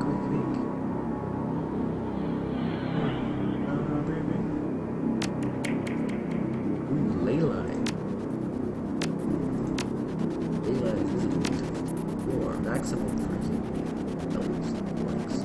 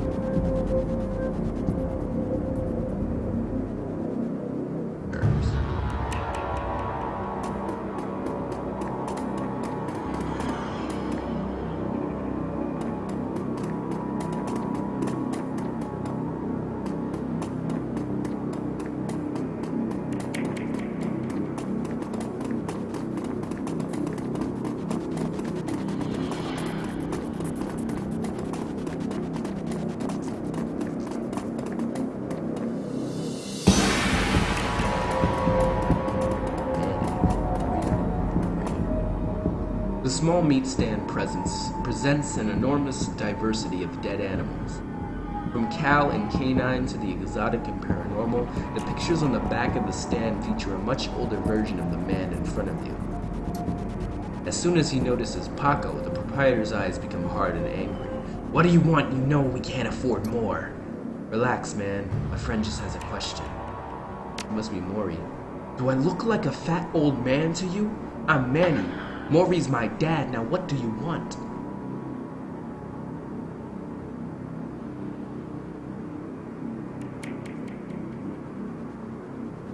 I have this receipt for an order of zebra meat. Still have it for me? I'll look it up. Yeah, got it right here. 2 days past the pickup time. Didn't think anyone was gonna come for it. Here, it's all yours now. What would someone want to buy zebra meat for? Some people eat it, but I wouldn't recommend that. Toughen the animals. The Moslets sell it to corp security teams who use it to reward their hellhounds. And the flamers go crazy for the stuff for some reason. Oh, Drek, that's why Coyote wanted zebra meat? Everyone talks about the pet hellhound Stevie J keeps locked up somewhere in Royale. And if she's never picked it up... Whatever. Anything else? You know someone named Coyote? Nope, I don't go in much for that shaman stuff. What's your problem with Paco? Why don't you ask him? What the hell is that supposed to mean? It means that your gang likes to stroll through here and relieve us merchants of our new one. My dad stood up to them and he's still in the hospital.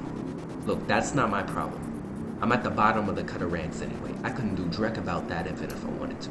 Tell that to my dad. I don't have time for this. We need to get going. You're right. You're right, Paco. Let's get going.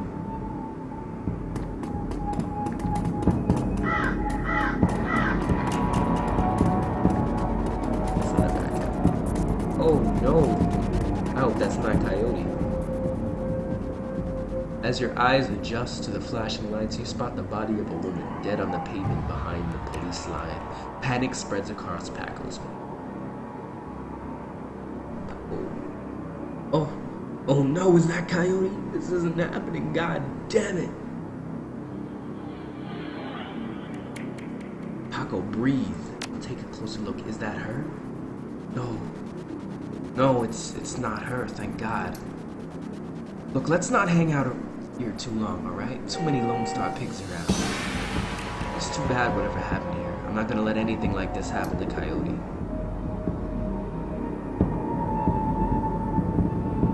I'll save right now, just in case.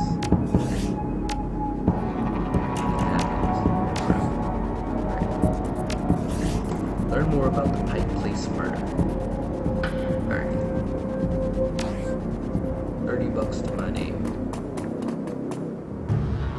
A tall, emotionless Lone Star officer blocks the entry to the crime scene. Behind her, you spot the lively face of the organ grinder's coroner, Dresden.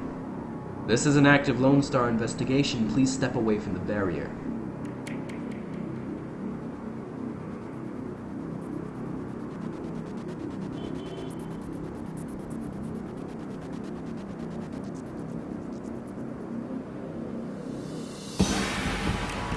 What happened here, officer? Homicide. Now move along, please. I'm here to see Coroner Dresden, and who might you be? It's all right, officer. He's with me. Dresden steps up to the barrier with a warm grin. The officer looks at you with poorly concealed skepticism. Okay then, make it quick.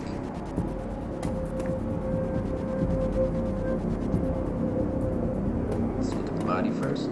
Lying on the pavement is the body of a young human female. Her eyes have been gouged cleanly out, and you notice a string of bite marks along her left arm. So what brings you out here, hot in the trail of the dead man's killer? Coincidence, believe it or not. I take that I've stumbled across another Ripper murder. Yeah, that's what it looks like. As you can see, the Ripper went for the eyes this time. Pretty clean work. I gotta hand it to him. Our Ripper knows what he's doing. Or she, I suppose.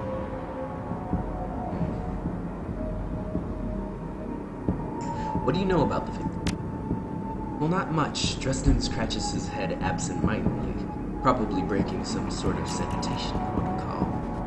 She's been dead for about 3 hours. Her name was Lucy Warden. Worked at the Stuffer Shack just around the corner. Looks like she was just leaving work when it happened. Can you tell if she was subdued in some way before her eyes were? That's the strange thing. You don't see any signs of a struggle.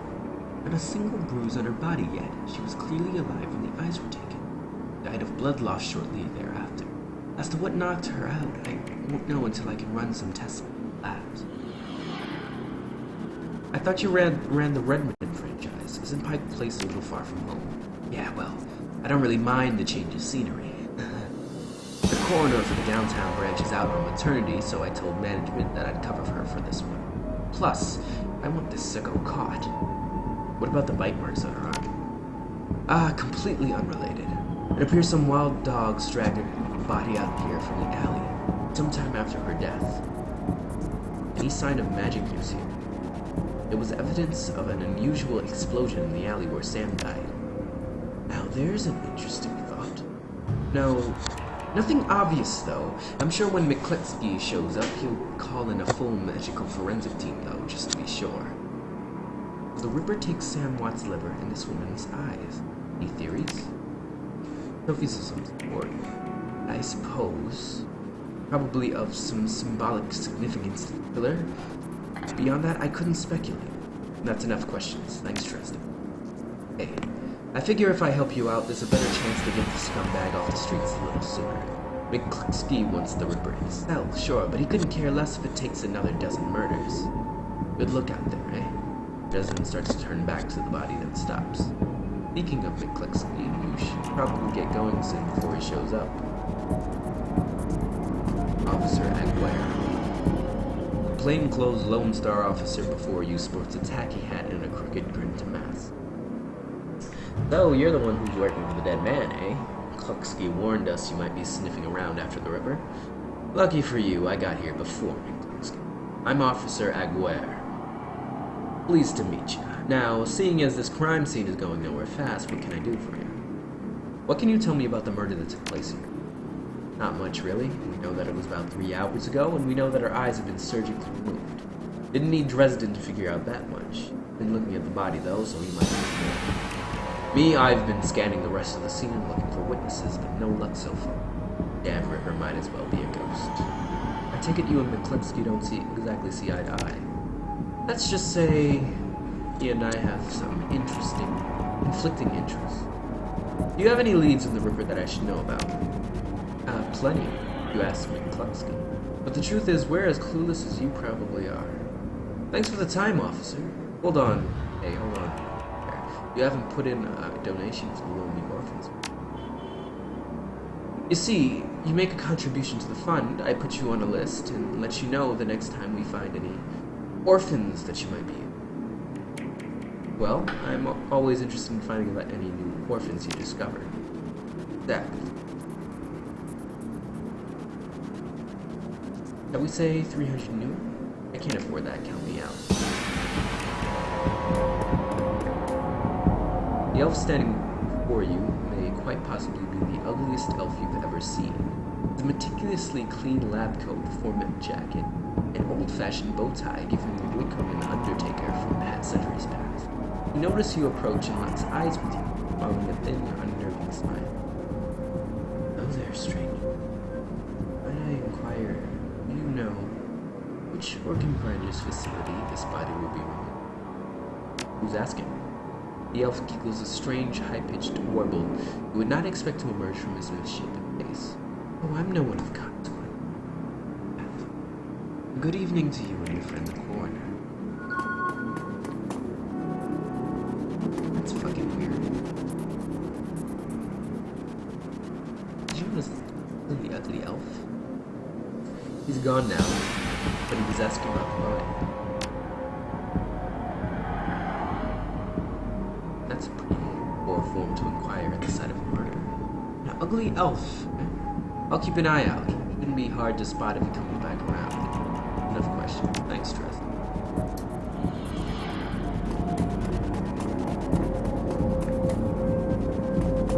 Whenever I solve the options we talk.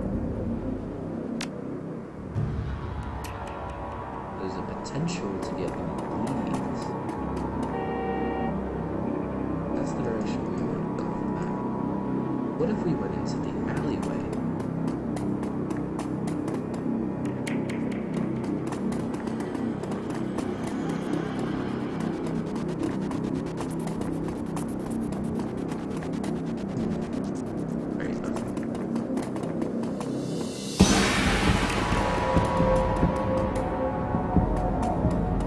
Save.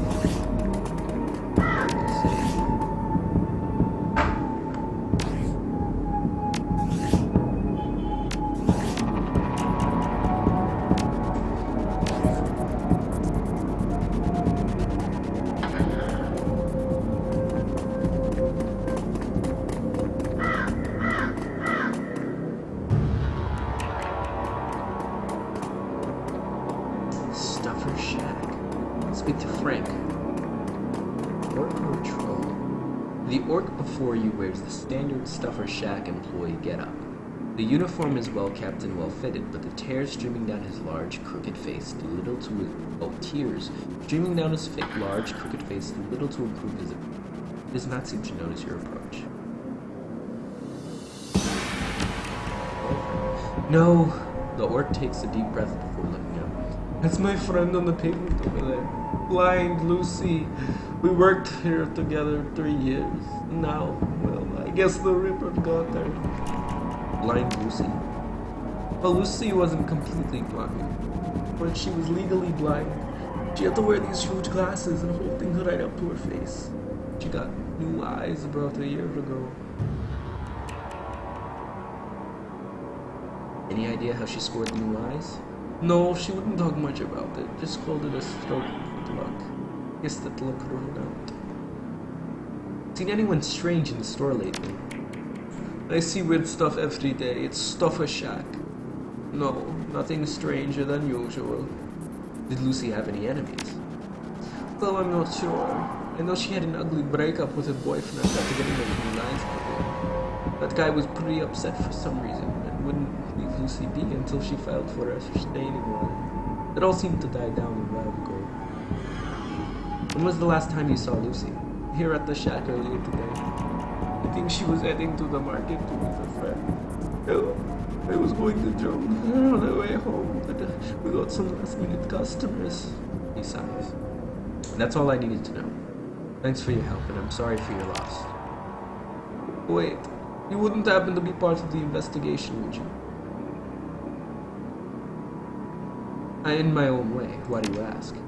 Well, Lucy had this necklace, an intricate little carving of a dragonfly. Wore it every day. That her mom gave it to her when she left. And anyway, you know how Lone Star is.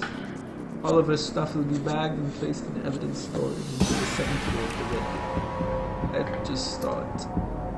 I just thought you could somehow get that necklace before Lone Star cleaned everything up. I could send it back to her family. I feel like I owe her that much.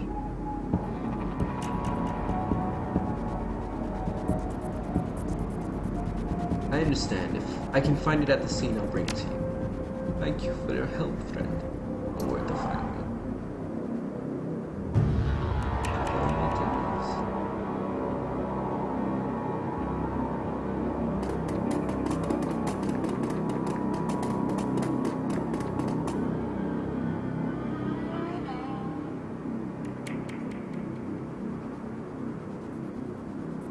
You scan the ground near Lucy's body.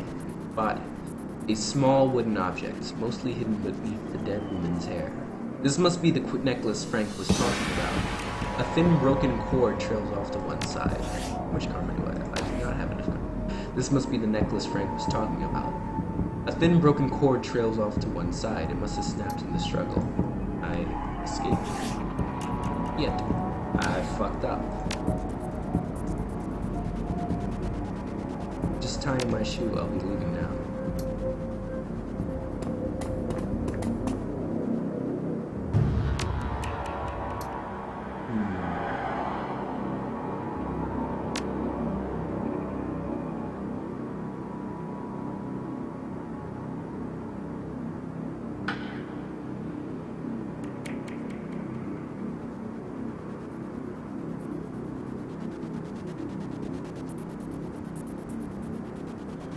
Interesting.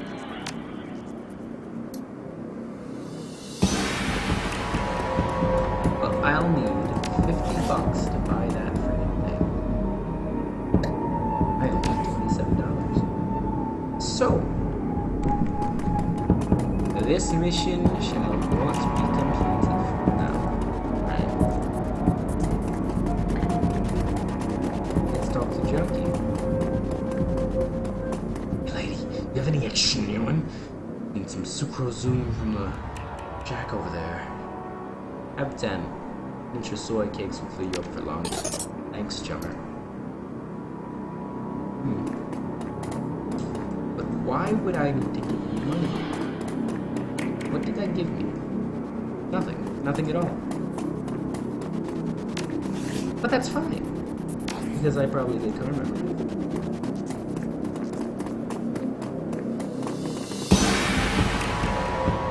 Come on, lady, let's go find Coyote.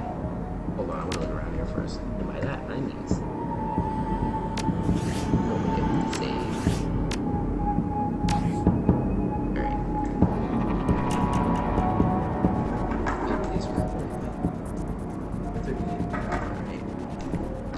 Alright. I'm ready.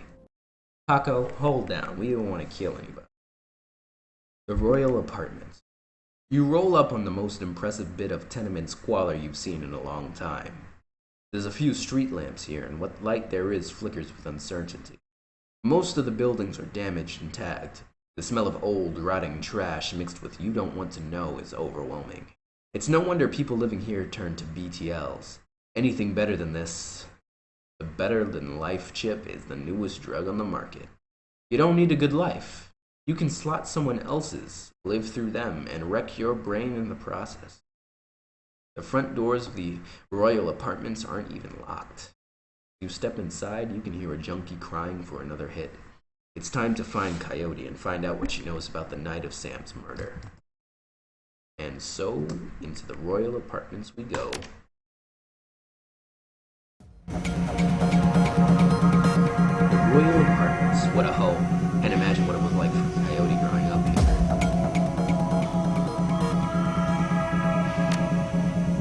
Hello for the junkie. Coyote's here, we have to hurry. She's good, but well, these BTL guys pay to stay well informed. They may have known she was coming. They don't have text bubbles above their heads.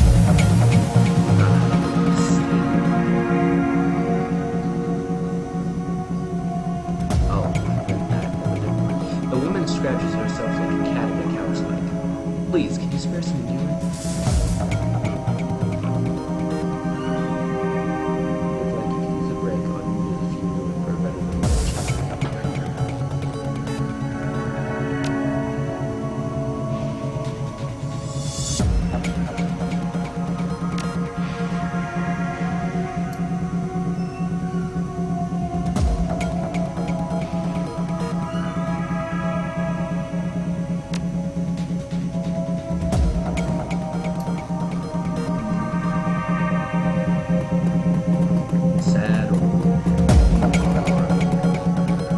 lazy pigeon who watches you approach. You're not from around here, are ya? I don't want any trouble.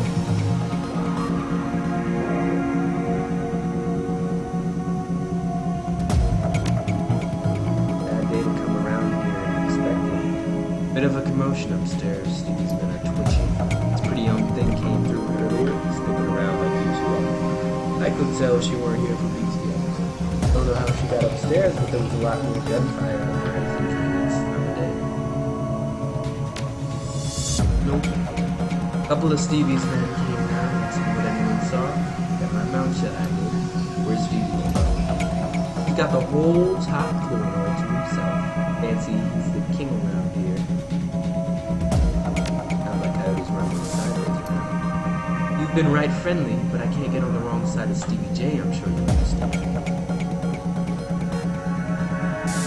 Look, we're here to save her. Do you really want that girl's fate on your clutches? Yeah, correct. You go on to the place.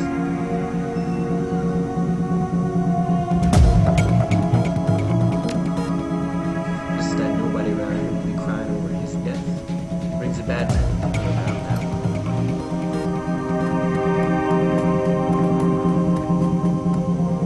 Not hopefully your boy has debts. Please, Riker, no, he's my son. Get your ass back in your squad before I break something else. Send him upstairs instead. Want me to give him to Stevie? Maybe after he kills that girl we caught. Pig, gives it back now. Flip is gone. Get yourself a new kid.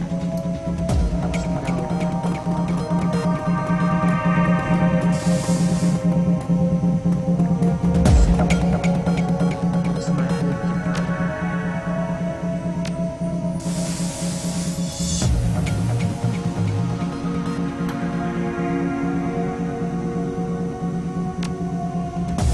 Those sickos have an SimSense recording studio over there. Overheard them say they have a special guest up in the penthouse. They plan to torture her with a recording of my son's dying breath. Must be Coyote, they've got her up there. Keep it together, Paco. She's still alive. Stay frosty. Yeah, right. I'll be okay. What about my son? I'll see if I can save your son while we're saving our own friend. Thank you. Alright, I saw something in here. Let's pick that shit up.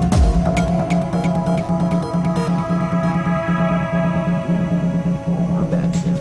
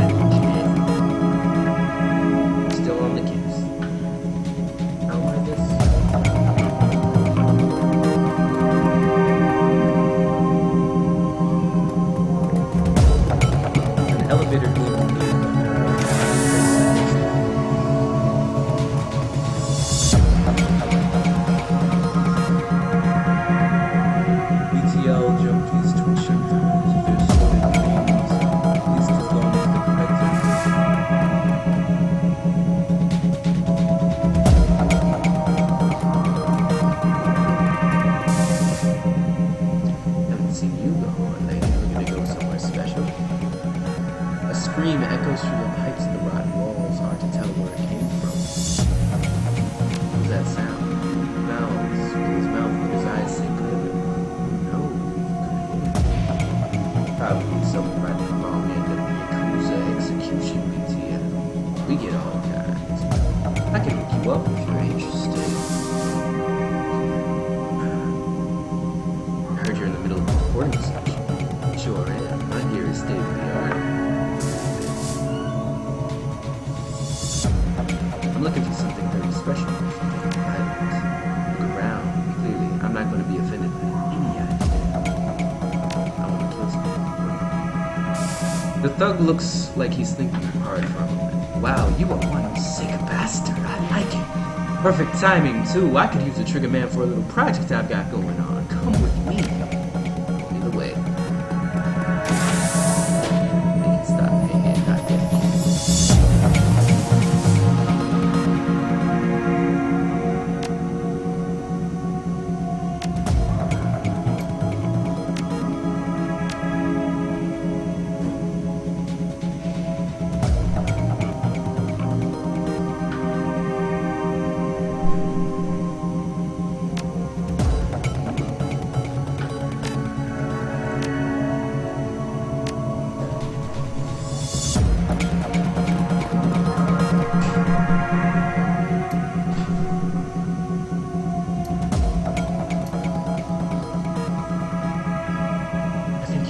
Here is just about spent now.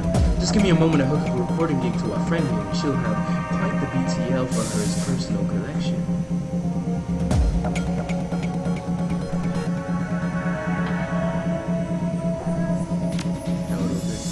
What I'm gonna do to you.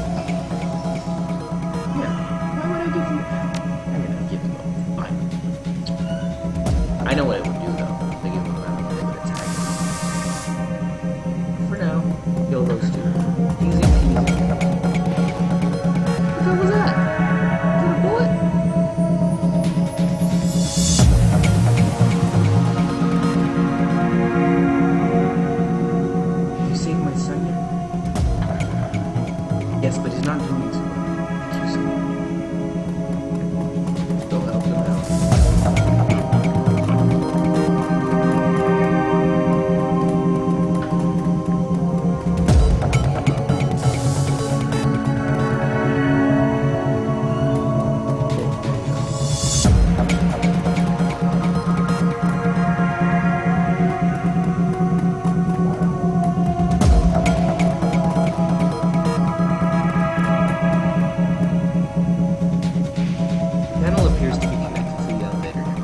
Force numeric keypad and the intercom button. Use the panel. That went pretty well.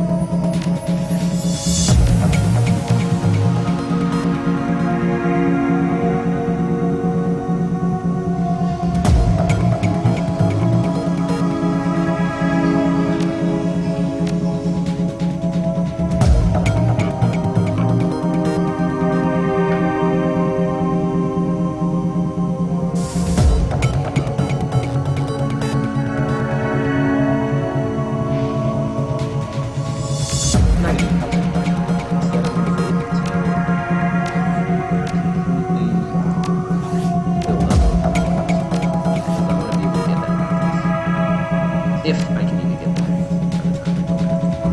I'd rather stay with that.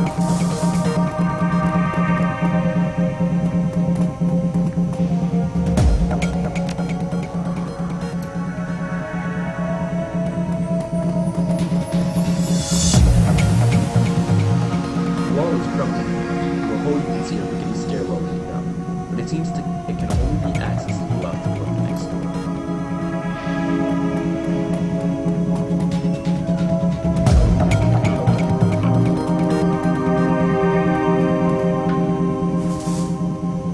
Once we go upstairs, I'm not leaving until I find Coyote or get. You get it? I get it. Let's do it. What if she's not there? Stevie J's penthouse apartment might have been nice at one point in time. Classic. But now it's filled with neon tube lighting, broken down furniture, piles of rubbish, and crates containing who knows what. Still, compared to the rest of what you've seen, it's positively palatial. The only thing marring the penthouse's pseudo-luxury is a woman's cry of pain in the distance, followed by laughter. Someone being tortured for another's pleasure. Step deeper into the apartment.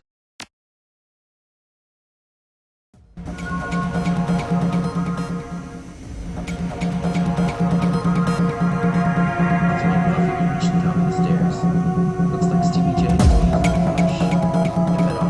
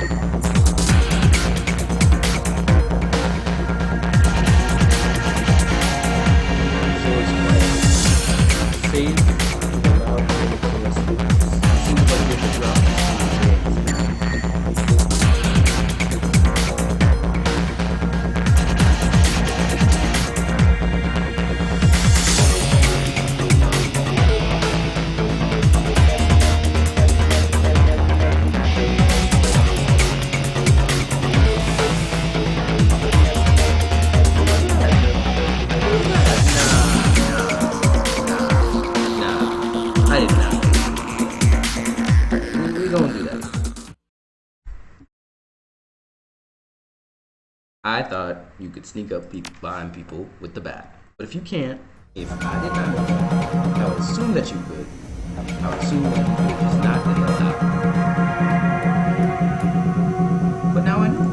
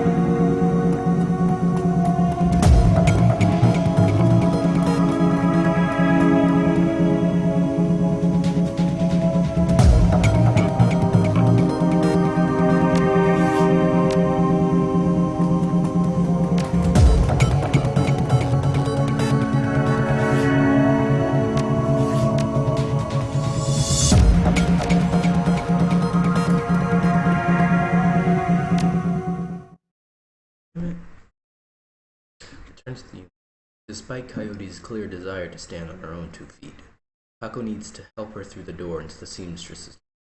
Heads raised in the front room of the bar falls strangely silent.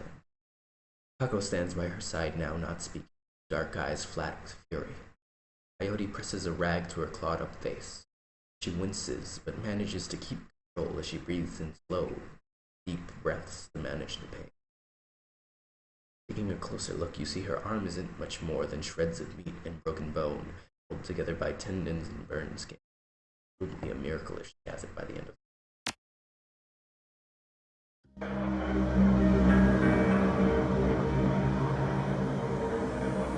Skoda is standing by herself and Paco. Juan carries the mangled and bleeding Coyote into the union. As soon as the boss lady lays her eyes on her missing bartender, the place gets quiet fast. By the time she rounds the bar to meet you, Coyote is the color of windsmoke. Here. This woman has faced down hellhounds, but the sight of Miss Skoda has been there before.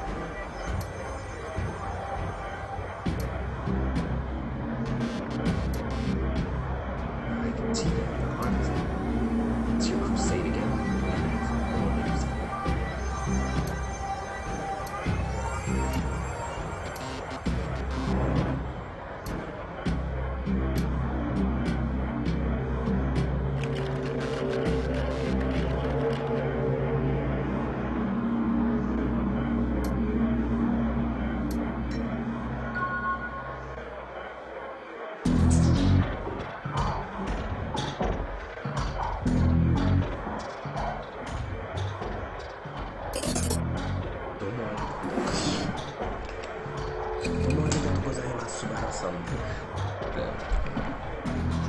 The girl is precious to me. It's not often that we see acts like these in the family. You've performed a great service for my family, my little family, and I welcome you into my life. But it grows while you work. We both know that words are rare. Beyond my thanks, I offer you this reward. Please take it as a show of respect.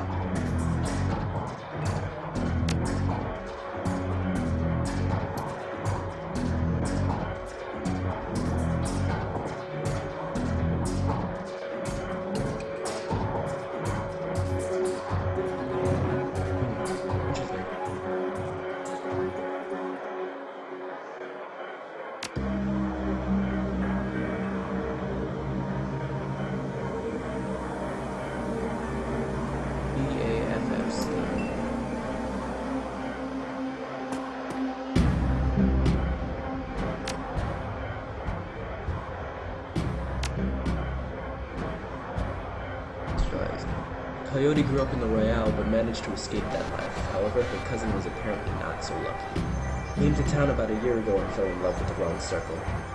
He was introduced to sim chips and addicted to BTLs. Coyote has been tearing her way through chip houses for months now, searching for him and acting as a one-woman cleanup crew. I'm a former runner. Now I provide a safe haven in the marketplace for runners who need a trustworthy place to congregate. Randy Johnson through fixers and in addition to Mr. Reliable, I wish to speak to Van Ross. He is often stage side. Ron Ross is most often a receiver of found articles, but he is occasionally his work.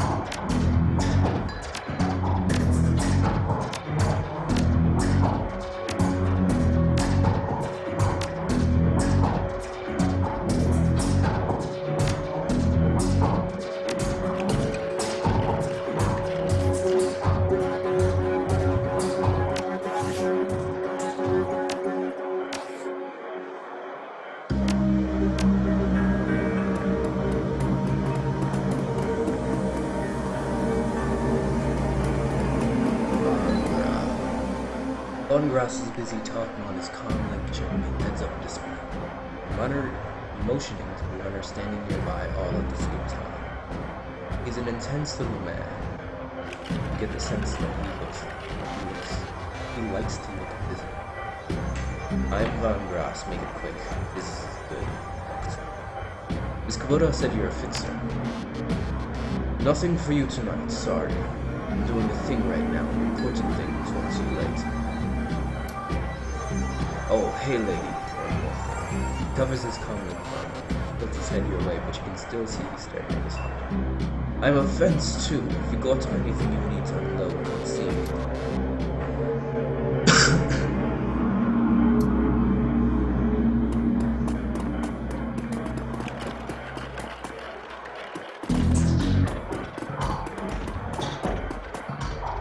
Johnny leaves on his seemingly brand new mop and surveying the crowd.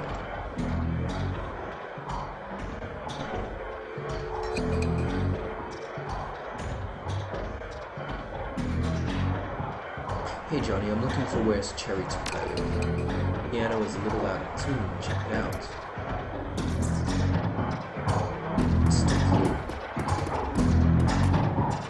The hulking troll bouncer in the immaculate suit stands so passively as ever.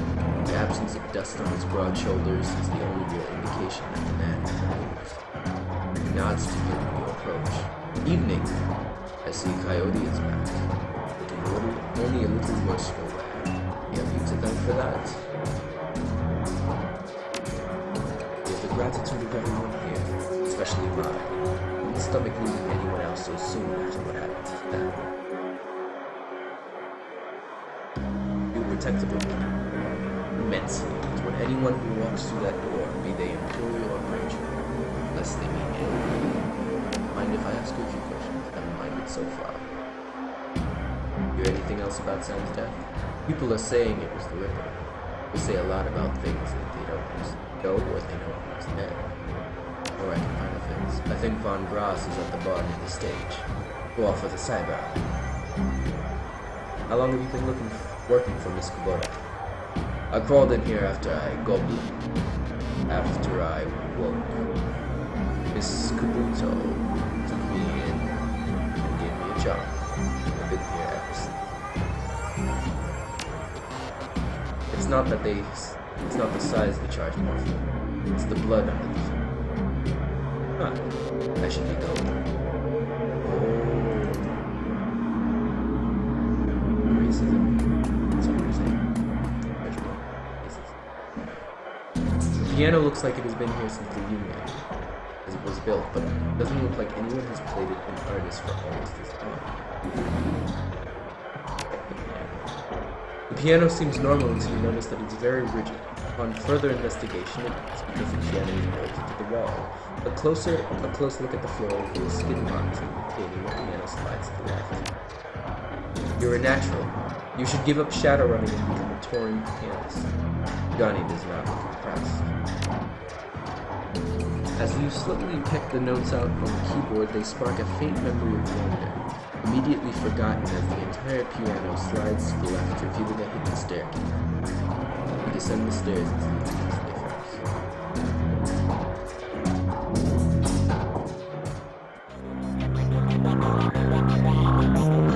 The entrepreneur was quoted as everything I want to my demons with one-stop shopping experience that and high-end magic is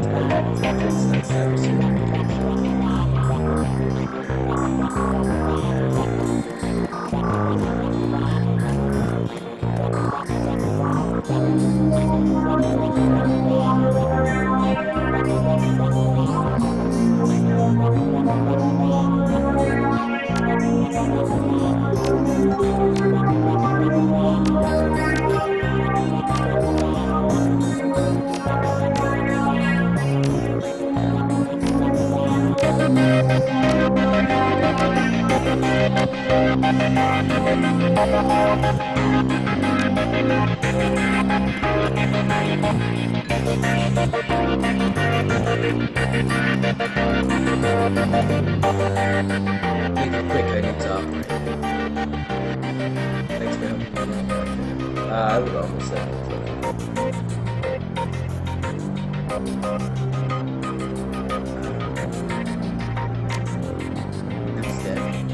lady, do you really think this is the time? How did he die?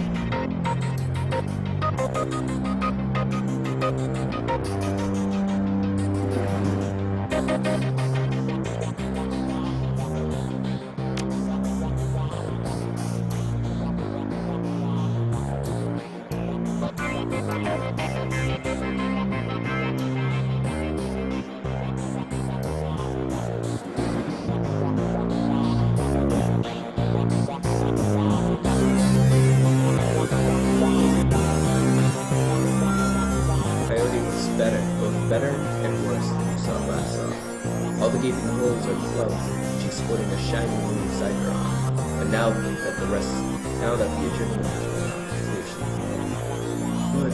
Lord, eventually made a lot of medicine for one of the Doc Castle's national healing powers. I'm almost good at it. Better here.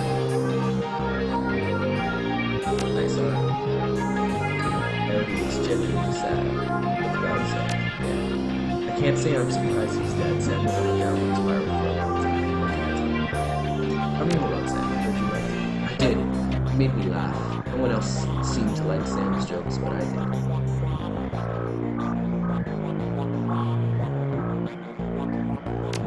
That makes sense. Not when he was sober. He was chill. I guess I knew him the best of everyone. Sorry he's gone. You served Sam the night he died. What do you remember about that night? It was a pretty average night. Regular crowd was there.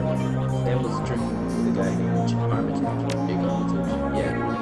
And he's a German too. I like gingers. Anyway, Jake and Sam were having a few. Jake was happy. Sam was gossiping back. Good. Eventually he got loud. The way he sometimes did when he was drinking. This could go to Mr. Clue wasn't around. Why, so she asked Jake to leave. They dragged him on the back and yelled at him last I ever seen him. He said he got loud. I remember what he was saying. Standard Sam grew up rich and didn't deserve this. He loved his mother. Pathetic stuff. Sam had been living. It's hard to say. Sam partied hard, and when he did, he ran his mouth on how good. Got his ass kicked at one. No, yeah, and it was not good. Where did Sam live? On the streets mostly.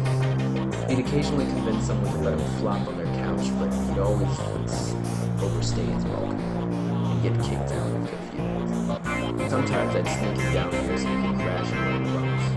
He used one the night before I saw him last. How bad was his drinking? If it was just the drinking, it would have been bad, but Sam was really honest. He dabbled in everything. Drugs, love, whatever you do. It wasn't always like that, but once he got sick, he started using more and more stuff to try and forget about it. Sam was sick. Dying. Didn't you know? Yeah, everyone can tell. Just look at him and see walking corpse. That's the drinking. Then he disappeared for a while, and one day he came back all better. It's good. All better just like that. He said his mom helped him out. Never said how though. Thanks, Tyler. Now I need you two to do something. What do you think? I need you to talk to Mr. Delilah for me about Roy Albert. He's usually upstairs. Tell him I didn't get the gems. Maybe I can take another run at an iron cutter. Didn't I pick up the gems?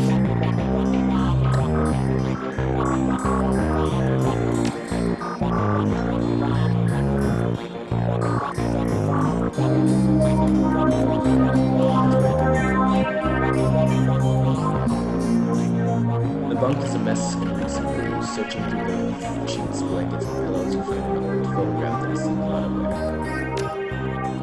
The picture is of a blonde boy and girl, both about age 14, sitting on the dock at the edge of the lake. They appear to be twins. The boy has his arm tied around the girl's shoulders and his mouth looking. The girl is planting a kiss on his cheek while making rabbit ears behind his nose. Written in a woman's hand are the words Sam and Jessica, Lake Semi, Sit Date Park, Summer 24.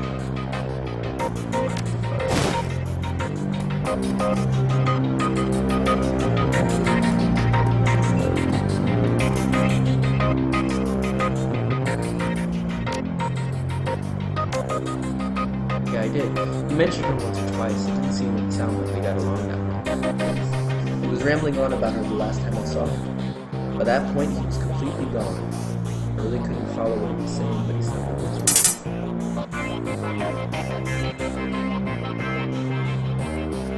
Resident, you don't look so good. Never mind that, I'm fine. Listen, I'm at the NTSB investigation facility down on the docks close what looks like another river. If you want to check this out, I would get here fast before we fix details.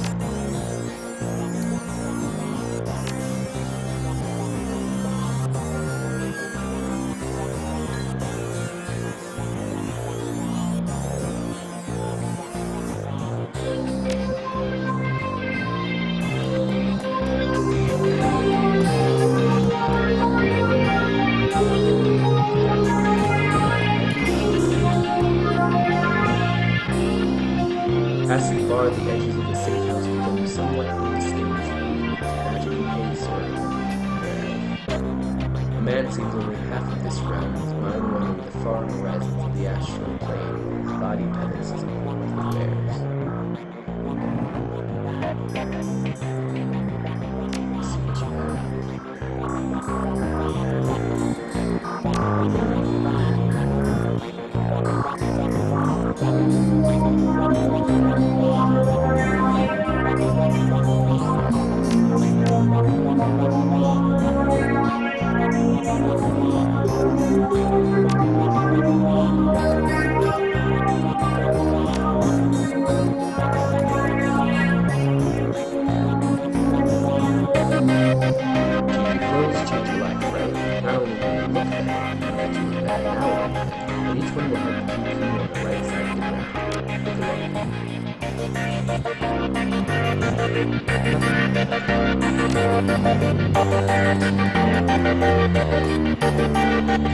Theodore Buster is a well-known work, dressed with a precision that suggests the strict lines of a military officer. His hair was cropped short, high, and tight, as they say, and the neatness this presents is only compromised by the uneven tassel protruding from his mouth. The only other defect in this picture above perfection is the man's cybernetic right arm, which is obviously noticeable, but not so obvious to read the line of his suit. When he speaks or works, voice is soft and rough. He talks almost exclusively in numbers, calibers, ranges, round per second, arcs of fire, razoring factor, tensile strength, and of course, price. Bunker Buster. At your service. Others call me Buster. I also answer to Sergeant Sir Ian Theodore. Anytime you're in the market for firearms, ammunition, or ordnance, I'm your man. How can I help you? Well, I know what you sell. But what exactly do you sell? Things that go bang in all shapes and sizes, plus their odds and ends of occasion.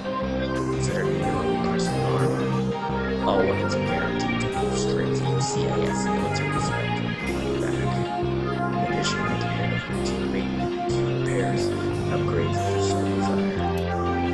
If that wasn't enough, I also teach a safety and instruction course every weekend.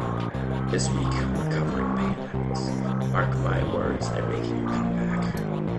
So what can I get you? Let's take a look at what you got. A Seska Spirit. It's 20 minutes.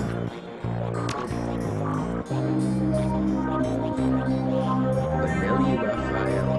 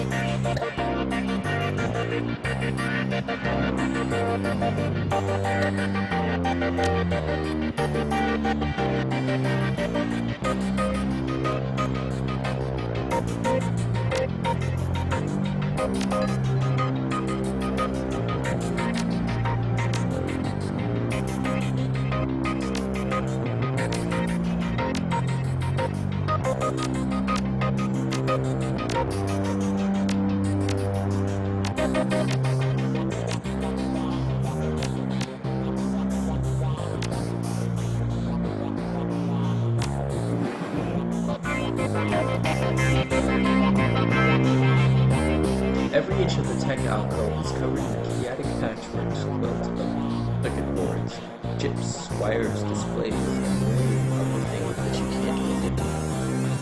In the eye of this techno bits storms down forth, immaculately dressed in spring. People cries. I know that look. Don't let the size of the shop fool you. I can get any Matrix hardware or software that exists, and if it doesn't exist, then I can get it made for you. Any questions I can answer or anything, here you the deck. You jack into the Matrix or in the context of a run. You jack into the local facility you're in. The deck determines how many programs and ESPs you can carry, and the firepower of your base Matrix attack. Decks have IP. When a deck's IP is reduced to 0, you'll get booted from the system, and it'll hurt. A program in the Matrix allows you to defend your avatar against countermeasures and enemy deckers. There is a wide variety of different programs for attack and defense at different power levels. As you progress as a decker, you can use more powerful versions of these programs. Johnny, you want to take this one? Sure. When you infiltrate a facility on a run, you have a team. When you jack into the Matrix, you're all alone. That's where ESPs come in. An ESP is a highly advanced artificial life program, which when you deploy it manifests as another team member in the base. Different types of ESPs have different abilities.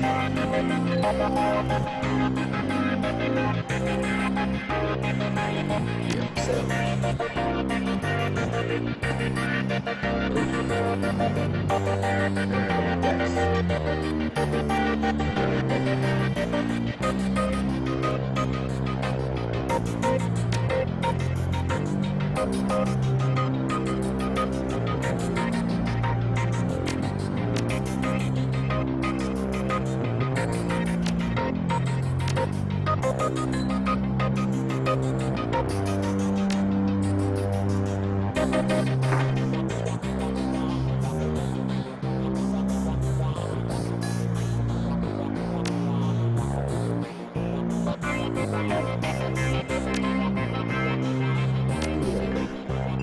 Oh, I'm being rude. Let me also introduce you to a resident decker, a good friend, Johnny Clean. On the same overall facade, down here, on workbench, cramped, circuit boards, cables, and chips. Johnny Clean seems a totally different person. You get the impression that Johnny was once as hot and as invisible as most deckers today. Good to see you down here. Happy to be of help if I can. How was decking? The decking skill is often used just on terminals in the real world to get information, actors, etc. Occasionally, a run will have the option or requirement to go into the local matrix local access network of the facility or information in order to gain access to valuable information or control more important information. Are you dressed as a janitor? Did I stand out upstairs? No. Janitors never do. When I was younger, I had a rep for getting in and getting out of systems so cleanly that no one knew I was there. Half of the Matrix runs that earned me my rep were made possible because I was able to get inside the facility opposing them. Now, it's just sort of part of me. Is it true that you're part of the Echo Mirage team? Let me take this one. Listen, I've known the guy for over a decade who's been smart enough not to tell me. Though he is sure as hell not going to tell you anything about those things. For your health and his, best to let the subject know. He does it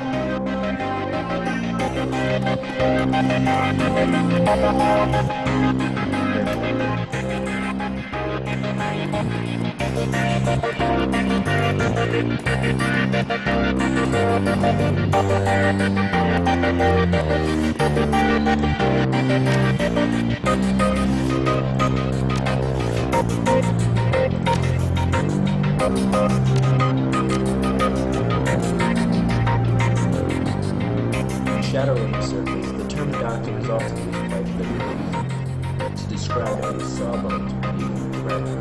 In the case of the Union's resident medical officer, nothing can be further. The safe house boasts a fully equipped medical suite with shamanic fetishes. This is sixth world medicine of the highest caliber.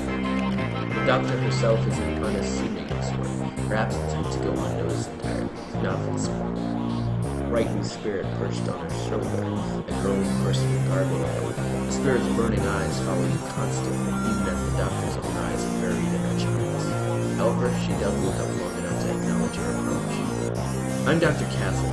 I understand you were instrumental in bringing Coyote back. Thank you for that. I suppose you're the one who patched her. This will work.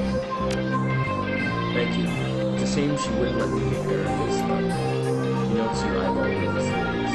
I can tell you're surprised to find a full-service medbay in your dive bar in slum. Don't.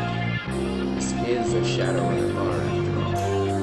For a purveyor of cyberware and trauma kits, there is no better place to set up a patch up runners, install and maintain their cyberware, and provide medical supplies for their runs. May not be as mobile as Dot Wagon, but I'm the next best thing. Can I help you with anything? Any more about trauma? Trauma kits are fully automated stabilization units that include defibrillators, spring-on synthetic skin, and medical nanomachine. They can save Wander's life faster. So if you're bleeding out, one of those can get you back on your feet. Exactly, but you have to be quick. This is Doc Wagon's on the field type, and there's the deal.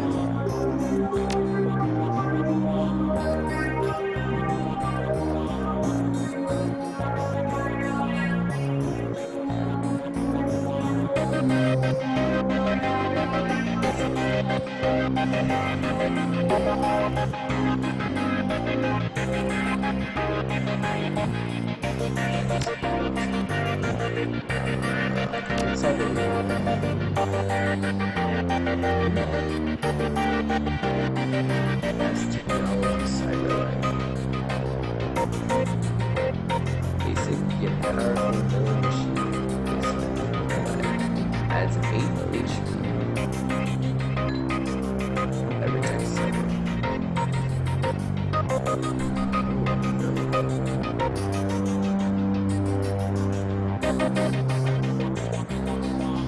Terrible mark. Vision magnification. When Raku's basic cyber eye replacement.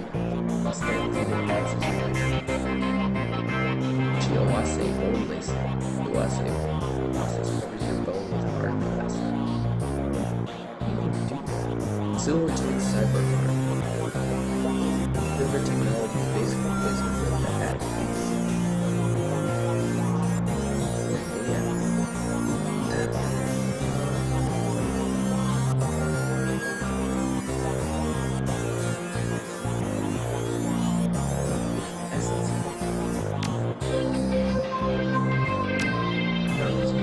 Modern medical technology makes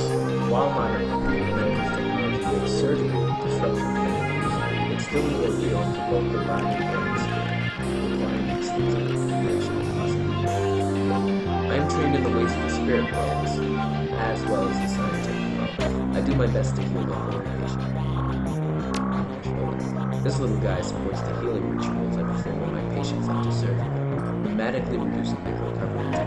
Not standard procedure, of course, but results speak for themselves.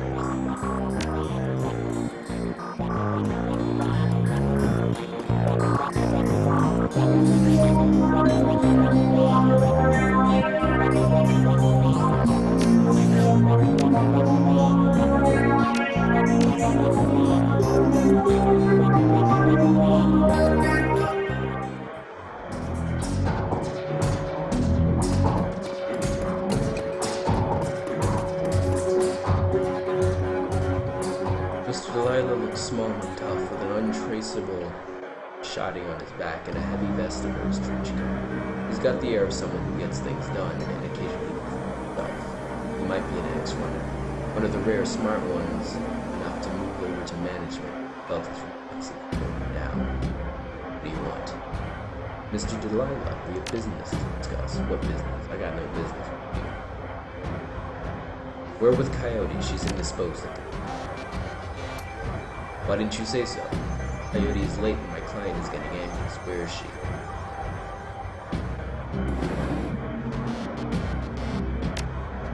I'm kidding. Oh, whatever. She's tough. She'll move. What are you two? Subaru! He's Paco. Great, we're all introduced. Now give me my stuff.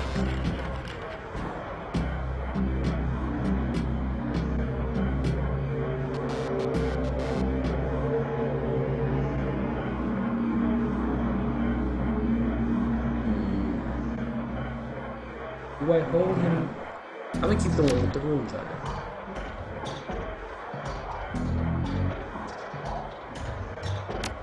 What? Ah, let me explain the way the world works to you. I hire someone to do a job. They do it, then they get paid and we're happy. Now you have something that I paid Coyote to get for you. That is mine. Do you give me the pebble, we won't make any more work for Jen.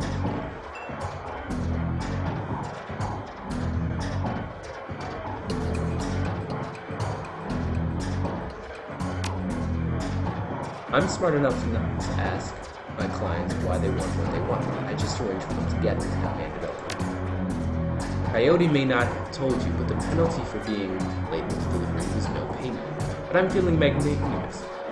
So you guys can keep the gems that I threw in your damn face. Hey! So then we still get money. Mr. Delilah looks you up and down, takes you all in and smiles at you. Listen, you look like the sort of woman who might want a crew. Might need a little tap. When that happens, you come to me. Set you up. He dismisses you with a wave. Looks like you impressed him. I know a fence for those gems. On grass, follow me.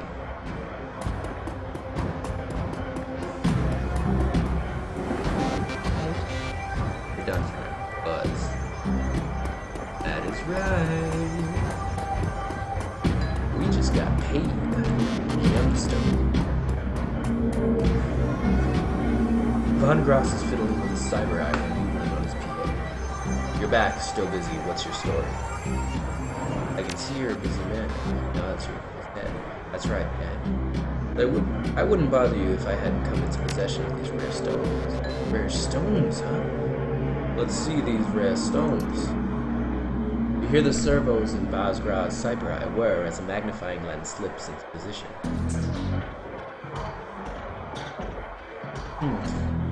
Where'd you get this, Drek? A gumball machine? I'll give you 1,000 for them.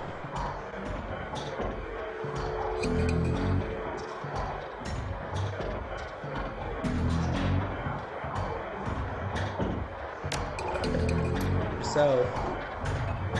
Fighting charisma? No. No.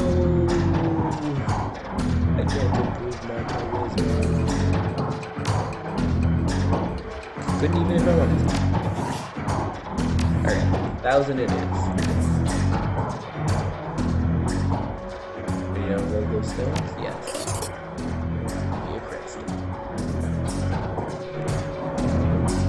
Alright, let's remain stones. That's it.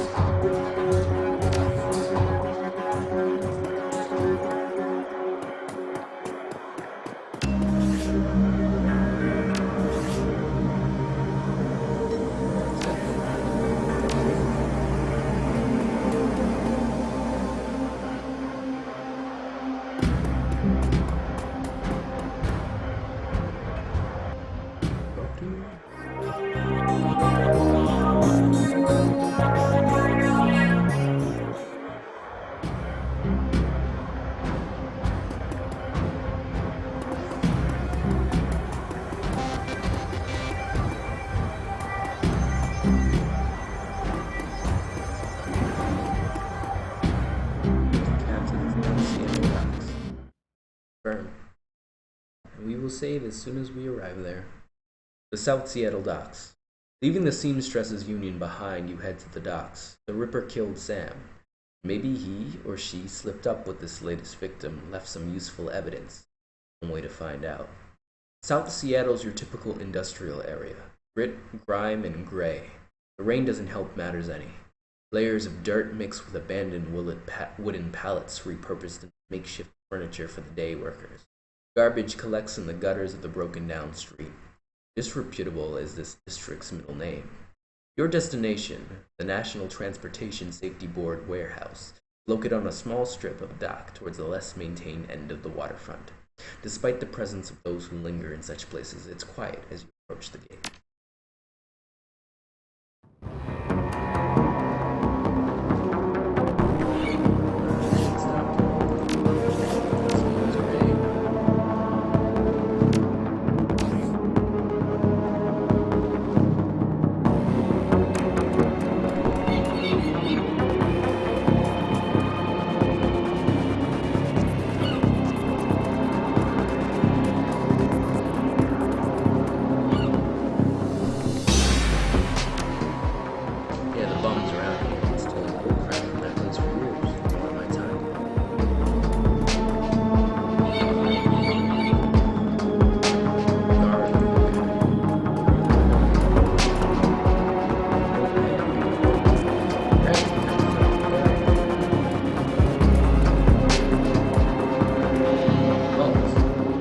The guard looks bored. He toys with his gun absent-mindedly, like he might shoot something on a whim just to watch it die. Hey, you're about to trespass on corporate property. You're looking to get dusted, street scum.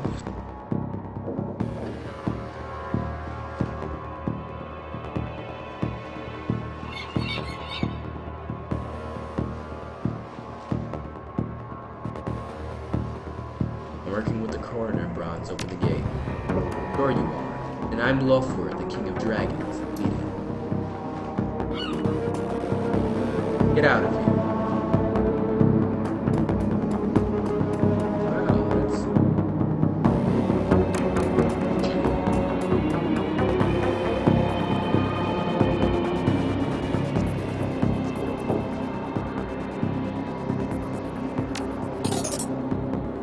Alright, Funny buys you a 5-minute distraction, and I've got to get to work in person.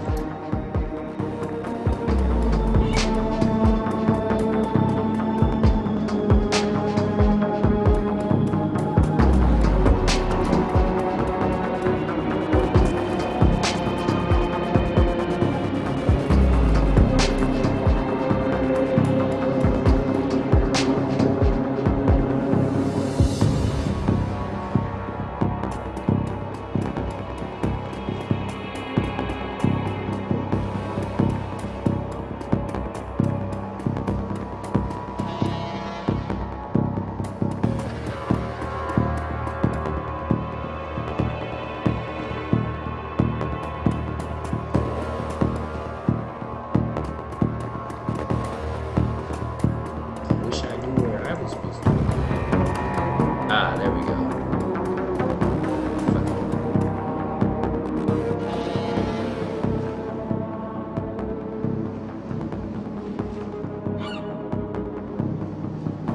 Who raised you up?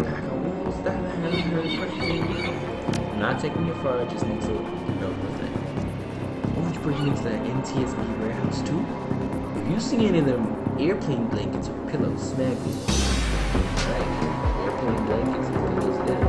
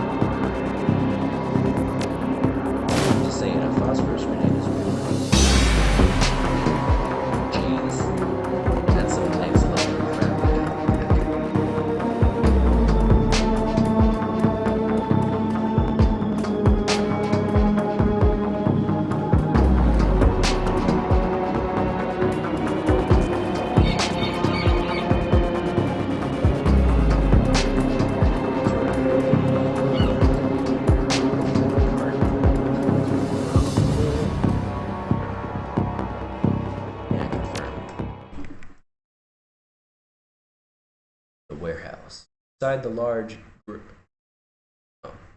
Inside, the large gray warehouse is as typical as the outside.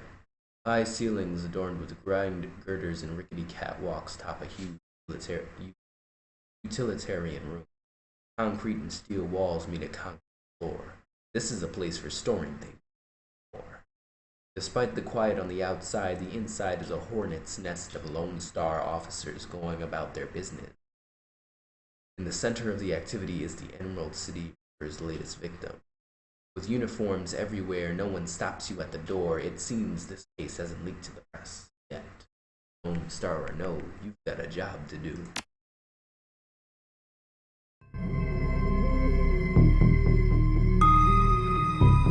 Officer Aguirre. You again. How'd you find out about this murder? The press hasn't it up yet. As they call it. Too dating or something? Let me save you some time. This one is open and shut. I've already gone through the researcher's computer. The victim worked here at the NTSB warehouse as a black box researcher. The National Transportation Safety Board. This warehouse is used to go over the wreckage from plane crashes to try to determine what happened. The Vic was in charge of their highest priority investigation at the moment. You've gone through the victim's computer and his case notes indicate he was selling secrets. Idiot records. Not the wisest individuals. Nope. Some runner like you probably often to cover up his master's involvement and tried to make it look like. Here's the office key. Check it out if you're for yourself if you want.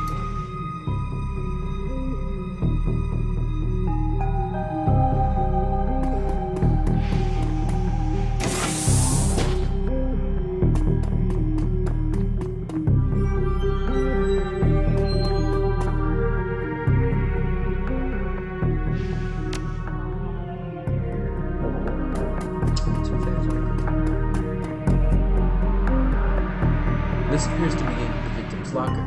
The door is slightly ajar. Inside you see several of the dead man's personal items, like the toothbrush. The blue toothbrush is still wet from being used. It smells of mint and cigarettes. The comb is black with plastic and has fiery gray hair stuck in it.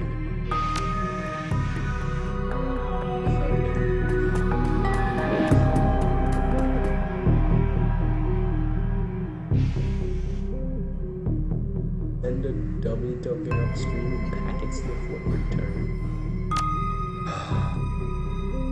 I assume that's for decking. I don't want a deck. Don't like him.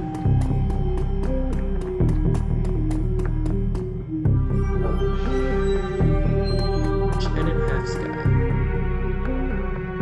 You're not a cop. He looks up watching you. Independent. What's your relationship to the dead man? The suspicion in her voice and eyes depart almost instantly when the subject turns to the west. It's my brother. I've been trying to speak with him. I'm afraid his spirit is too oriented by his recent journey to... You're a shaman? Yes, for all the good it's doing me. If I could just make contact, I might be able to deliver justice and allow my brother's spirit to rest.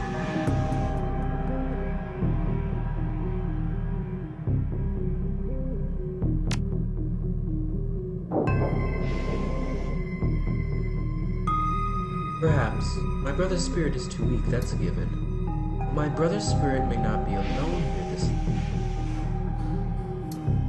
Yes, there are others. Other spirits who may be of help. Can't do it alone. What do you mean? The warehouse contains the spirits of plane crash victims trapped between roads. They wish to help, they wish to be heard, and I think they have something to say about my brother's murder. Lone Star wouldn't let me in there, but you seem to have the run of the place. If you can find personal items that belong to the victims, I believe I can summon a spirit to speak with us. I'll need at least 2 such subjects. Can you help me find them? But I can.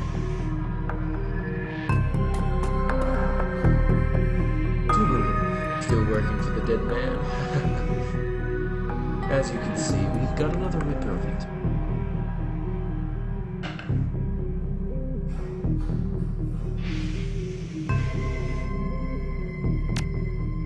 The victim's male, mixed Native American descent, age 38. Based on the condition of the body, it looks like he was killed around 2 in the morning. Yes, I'm a little tired. Bodies have been piling up like cordwood, it seems. Cause of death? Unknown. Several internal organs were removed from his body after death quite gruesomely. I'm not sure if the killer even knew what they wanted before they started cutting. Not much else to tell yet, really. He does have a lot of pre-existing scar tissue. He probably had a major surgery at some point in his life. Fortunately, with the organs gone, I can't determine the nature of the surgery. This hole where his chest was, though, what was on the butcher's shopping list? Well, the killer definitely took the lungs. The more I look at it, though, the other missing organs may just be eviscerated within the chest cavity. McCluskey couldn't find his ass with both hands. Don't tell him I said that. How's Officer Aguirre doing on the case? He seems like a real go-getter. Aguirre would love to solve it before McCluskey and get his gold detective shield. Plus, he'd love to see McCluskey suck it in front of his superiors. He's already tried to bribe me to keep information from McCluskey. Flip it to me. I'm inspired by their tireless pursuit. Take the money? Do you have any idea how much this job pays these days, man? I don't think Aguirre's officer's salary is going to do much to seduce me into helping him. Sounds like the Ripper is taking a different trophy from each one. Sam's liver, this guy's lungs, any theories? Sorry, I don't do theories. I'm just a scientist who happens to prefer dead people. However, while there was massive damage in the chest cavity, I can see that the victim's lungs were transplants. Which is interesting, since another victim's missing arm was also a transplant. Granted, modern medicine had made organ transplants relatively easy, but it is an odd coincidence. But as a scientist, it's just that, coincidence. This is only the third body I've personally examined. One of our other branch managers in with the other two. If I find that more of the victims had organ transplants, I'll let you know. Who's that woman over there? No clue. She just showed up. Kid, I think. I'm gonna take a look around. Look out.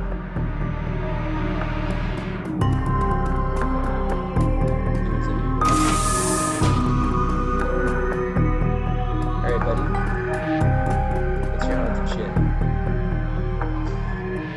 There was a large pile of old shoes on the ground next to the airplane seats. They could be discarded luggage or possibly the shoes worn by the occupants of the plane crash and the crash. Walk away. I'm safe. Because if we're dealing with haunted stuff, you know what that's gonna mean. Haunted stuff gets up. And I'm not ready. That's interesting.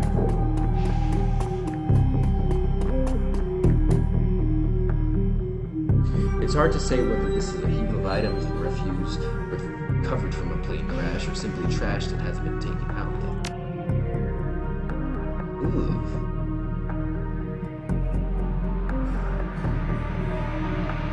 Sticky substance of some sort seems to have seeped through the trash pile, and your hands are quickly covered with the stuff. After searching for a minute, you unearth a handful of interesting items.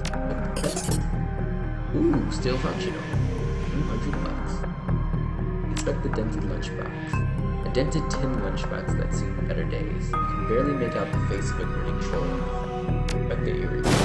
The earring is made out of burnished steel, formed into the shape of a small salmon. An intense primal fear watches over you as you touch its surface. This must be one of the items the shopper was looking for. Take the earring. Door's locked. What is this?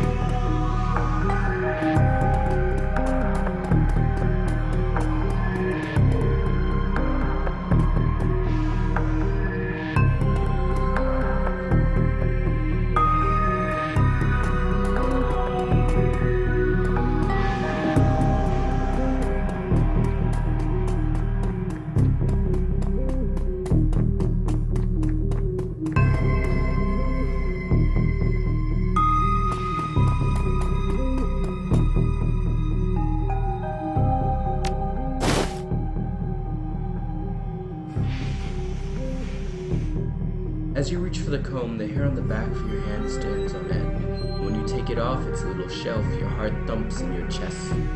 Hard. This must be one of the items the chopper's looking for. You pocket the comb.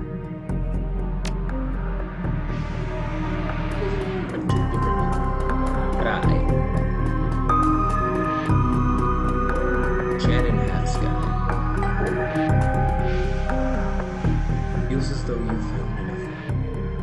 Yes, here they are. You hand her the objects you found. She closes her eyes and chants over them for a time. When her eyes open again, you're filled with tears. Thank you. These items are all I will need. It shouldn't take me long to... What the hell is all of this?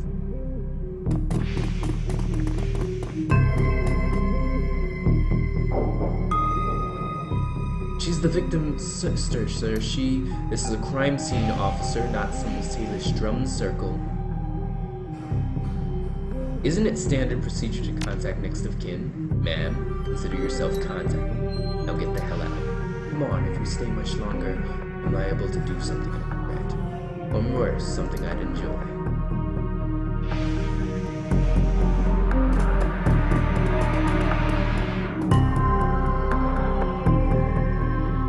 That man is an ass. She stares daggers at Klipsky from the warehouse. But there's no helping it now. I should just be grateful you were able to collect these items before these clouds carted everything off. Not from here, I'm afraid. Spirit such as these domains to which they are anchored, we need to get back in there.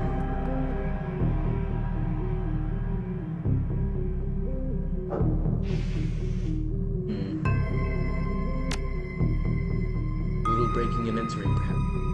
Or darkness. You sure you're up for this?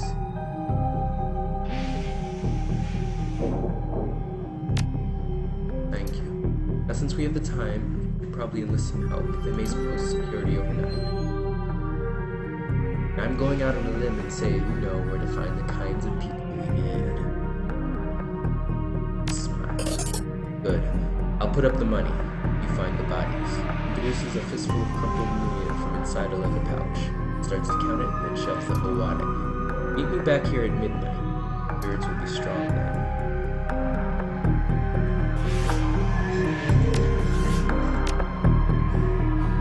Alright. I'm gonna log off here because as much as fun as this was, I do need to sleep.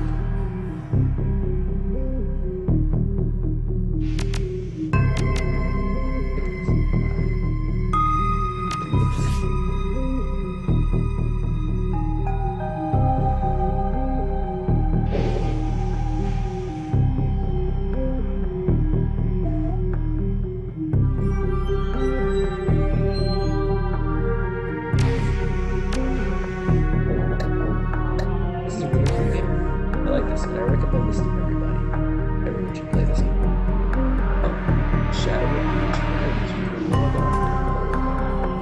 You let that lady into a crime scene again, I'm calling Internal Affairs. Internal Affairs? I'm sure they'd love to talk to you.